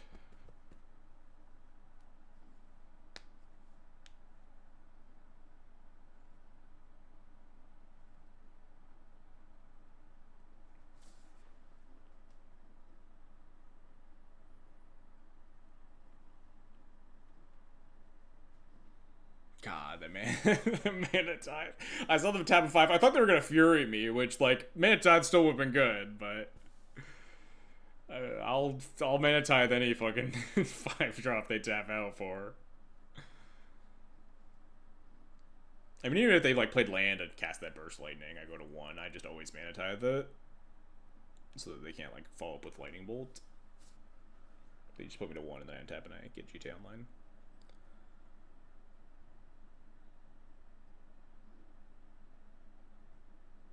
Although I guess you could, like, hold up the Mana Tithe so that they can't bolt you. Because you Mana Tithe the bolt and you gain more life, right? Rather than just making them pay 1 mana. I don't know.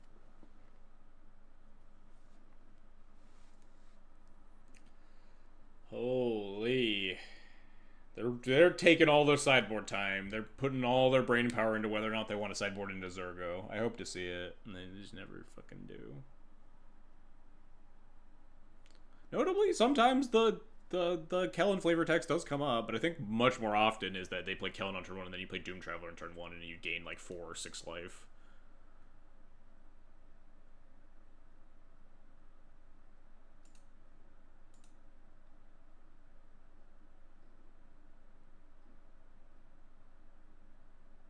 Remember the trophy giveaway is still going? Giving away 120 play points? Type trophy in the chat, and it also will help us channel our energy to be more likely to get this trophy. It'll be really sick if we just go 20-0.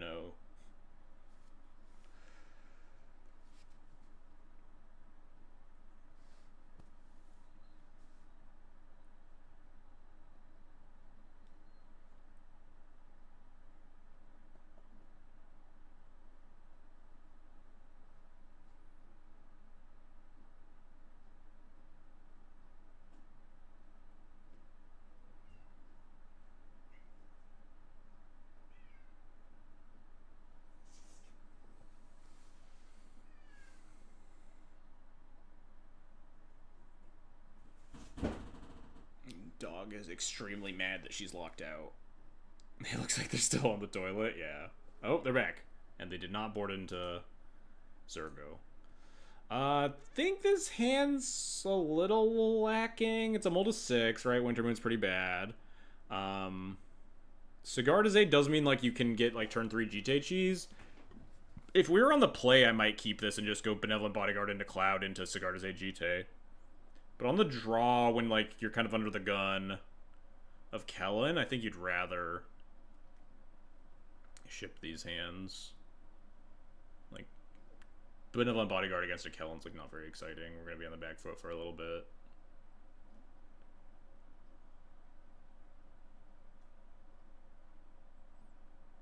Plus, if we just multiple removal spells, we can just time them out, because they have 6 minutes and 20 seconds left. And they've chosen the play and then are still, like, really tanking on their 7.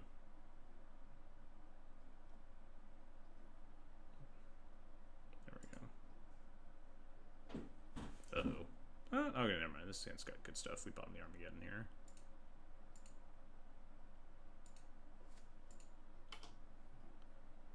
We can Doom Traveler if they play Kellen. If they play a different scary 1-drop, we can Seam Rip it. We got March. Got a lot of nice options here.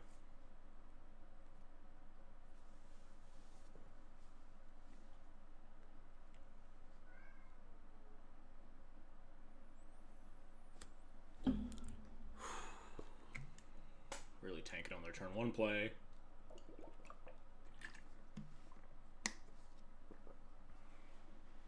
Kellen, go.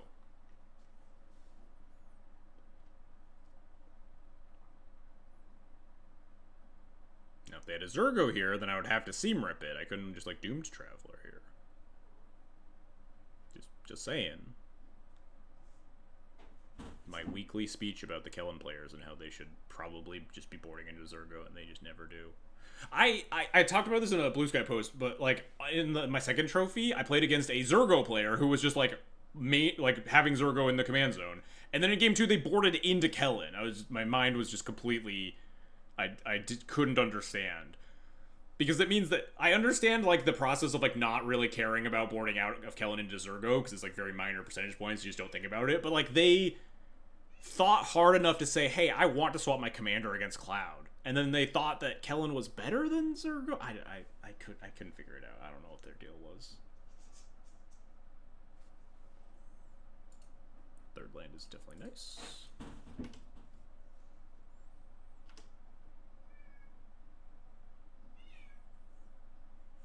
Tank, Mountain Kellen. Yeah, exactly. What you got for me, opponent? What happened? Oh, just level up, say go, huh?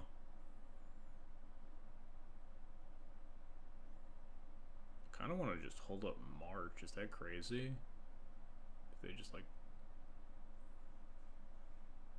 just march it? Play Drannith? I guess we could just play Cloud. If they want to attack and like spend 3 whole mana this turn to like get their Kellen to ult range, then we just have March or Seam Rip. I feel like I'm kind of just completely fine with that.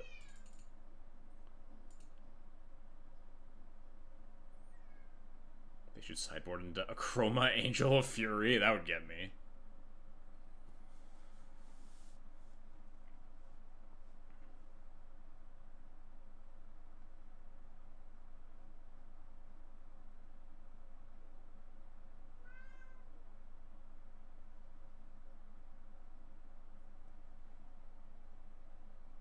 There's no way they can beat me twice with 4 minutes on their clock.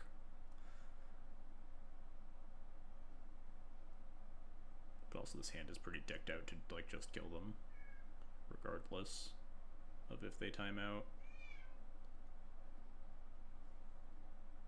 A very brave sorcery speed level up Kellen say go. We're gonna get 4 more here. Something that I had not factored in is like the formal wear into Masterwork into GT loop is a lot worse if your opponent like has more shatters in their deck, which the red decks have started to adjust to try to make their Cloud matchup not completely awful. So like there are some instances where you probably don't want to go Masterwork, you just want to go straight for GT. Is important to know because the shatters on pre-reform can really blow you out and leave you a little bit stranded, like we saw in that game 1.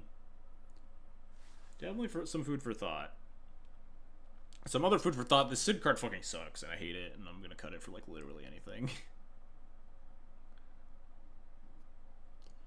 I've been thinking a lot about Reprieve, because I do think that Reprieve does line up okay in some of the matchups that I'm more concerned about, but I also just hate Reprieve. Every time I put it in any of my mono-white decks, it was just awful. And Cloud taps out a lot more than Felia does, and I didn't even like Reprieve that much in Felia. We could put the Canonist back in, maybe. The Canonist is, like, kind of fine. Let's get the formal wear.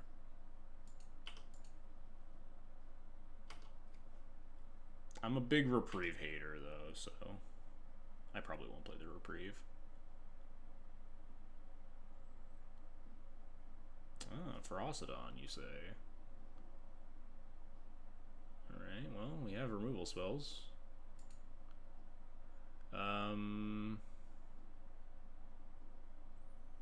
I could, like, kill all their shit. Let me just say go. Try to double block this, and then they cast a spell, and then we march it. Yeah, that seems fine.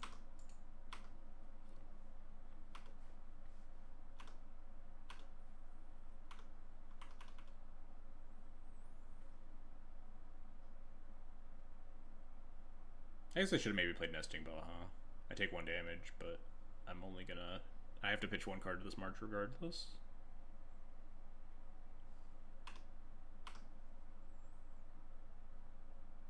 Interesting. Alright, alright, alright.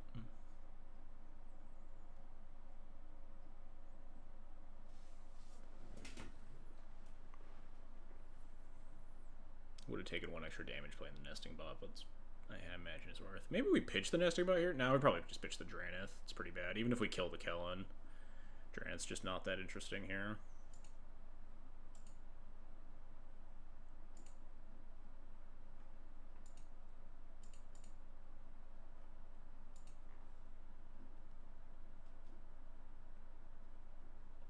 Goodbye, Rampaging Ferocity.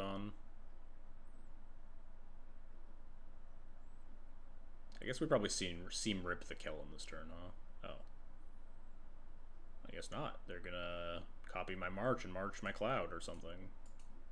Fair enough. They got me. Oh, they marched the Doom Traveler. Sure.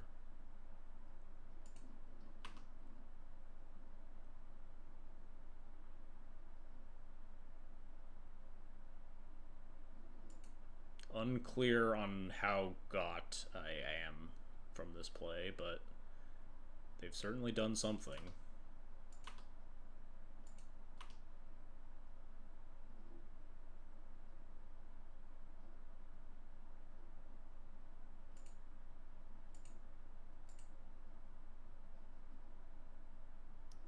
Flail Duplication seems like such a dog shit card to me, damn. I've seen it in Rogtev, where it makes a lot of sense, obviously. Yoink.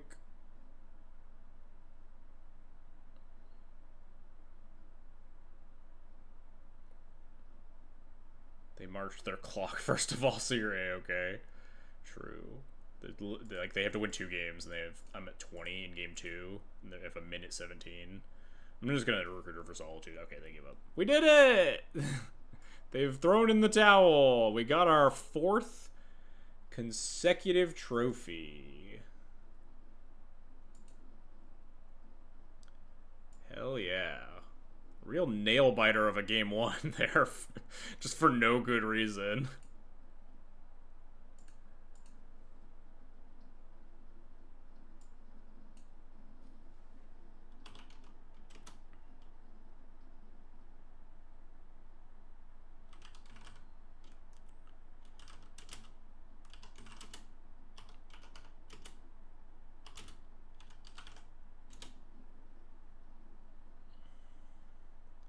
Mono-Red or Elminster match? Couldn't tell. For real. Put it 1 minute left on the clock. Alright, let's end the giveaway. Congrats, Feast of Fame come back. I mean, if we're going by that league, yes, but, I think I like having 3 cards that are in this 3-drop equipment slot. Too many definitely starts to feel clunky. And I don't think the matchups where you want Feast and Famine are bad enough where it's like necessarily worth it. I think you can get away with not playing it is what I'm trying to get at, I guess. You can get away with not playing it because I think your Feast and Famine matchups are largely pretty good, and Hand of Vecna solves. Like, I wasn't playing Feast of Famine originally. The logic that we talked about for Andoril is that I added Feast and Famine because I didn't have an equipment in my deck that was very good to tutor versus Azusa. And I was just like, pro green makes them discard, gives me more mana, I guess. I don't know. And then we discovered Hand of Vecna, which is the nut. So I was not as interested in it anymore. Hand of Vecna covers like all your combo matchups. Feast and Famine is like kind of nice to have pro black, but it's definitely not like a must-have or anything. So in the giveaway here, get your last type trophy in the chat. Next couple of seconds. Chance at 120 play points. Ugh.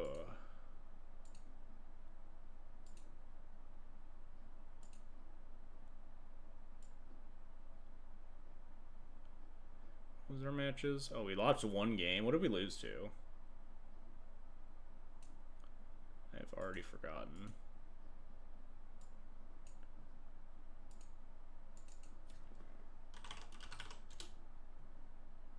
Rigged? I haven't even done it yet.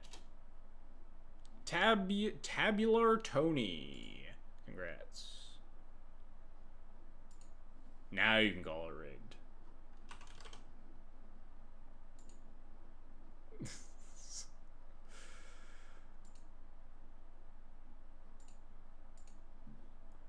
Alright, let me grab those play points.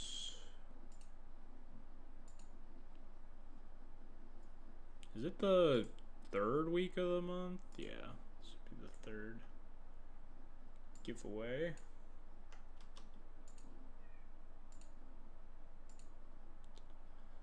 Alright, Tabular Tony, congrats. Here are your 120 play points afforded to you via this Whisper. Don't spend them all in one place, or actually very likely spend them all in one place. Alright, what do we play against? Obviously, Leair. What did we drop a game to? This was... Doggo was Grist, I remember, because I made the comment about them being on Grist instead of the Doggo. Hapos was Magda. Oh, no. Oh, am I off by 1? Oh, was I wrong? Did we lose 1 to Grist? Wasn't it against Magda? We did lose 1 to Magda. Oh, Magda was round 2 then, yeah. We definitely we lost game 1 to Magda. Yeah.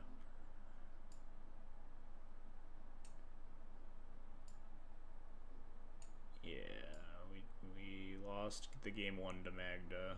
You're all right. Then they missed on the land drop and we got there. Then it was Grist. Then it was Acerak. Fuck. How on earth do you spell this? Acerak? Did I get it right? Oh no, it's just a K at the end. Fuck. Stupid ass D&D name.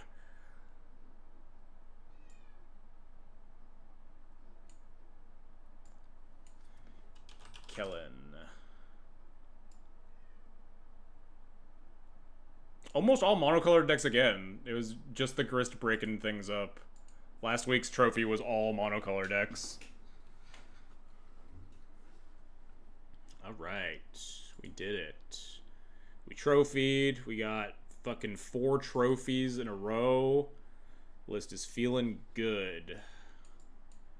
Except for this Sid. We'd probably cut this Sid. I like these other cards enough. The other new cards. Tithe Taker has kind of been whatever for me, but I think he's like kind of relevant as a stopgap between like a good card versus Aragorn and just kind of a reasonable Doom Traveler shaped card elsewhere. Like, ideally you just want a card that's like Grand Abolisher, right? A card that doesn't just tax counter spells, but it's like you have another copy of Voice of Victory sort of thing. But Grand Abolisher, unfortunately, just is very, very bad everywhere else.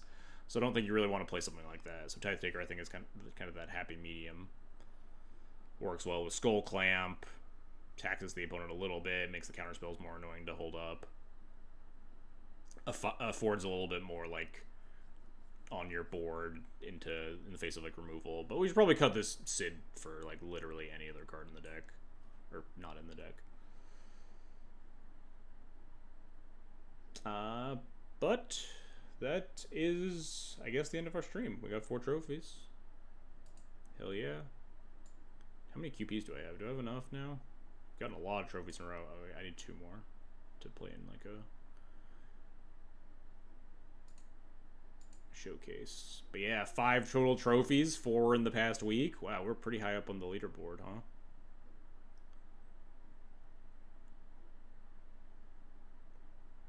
Very excited. I don't know. Cloud's just great. I don't get it when people think that, like, Cloud isn't... Obviously, leagues aren't, like, the end-all, be-all. You run into a lot of, like, chaff in the league sometimes, but I think Cloud is legitimately just, like, so powerful. I see people saying, Cloud's actually, like, not that good in Duel Commander. Super one-trick, whatever, blah, blah, blah. You fucking kill him with your one trick. Skull Clamp. You're looking at Atlanta. I mean, Atlanta's probably like totally out of the picture at this point. It's like a week and a half away. Eternal Weekend won't release their goddamn schedule, so I have no idea if there's Duel Commander events. I'm like 50% at this point to not go to Eternal Weekend out of pure spite and make a really lengthy thread chewing out Card Titan for being a really shitty host. But we'll see.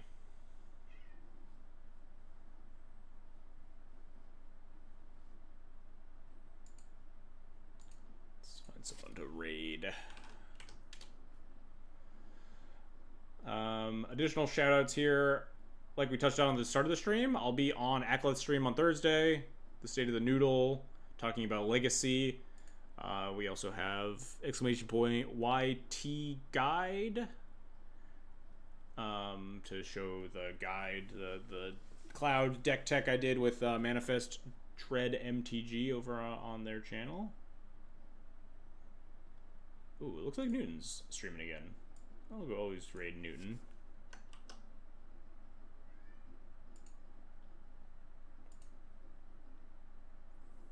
Yeah, shoutouts again to Manifest Red MTG. Also shoutouts to Akleth for wildly different reasons. Duel Commander and like all Legacy D&T. The 2 spaces that I exist in, I suppose.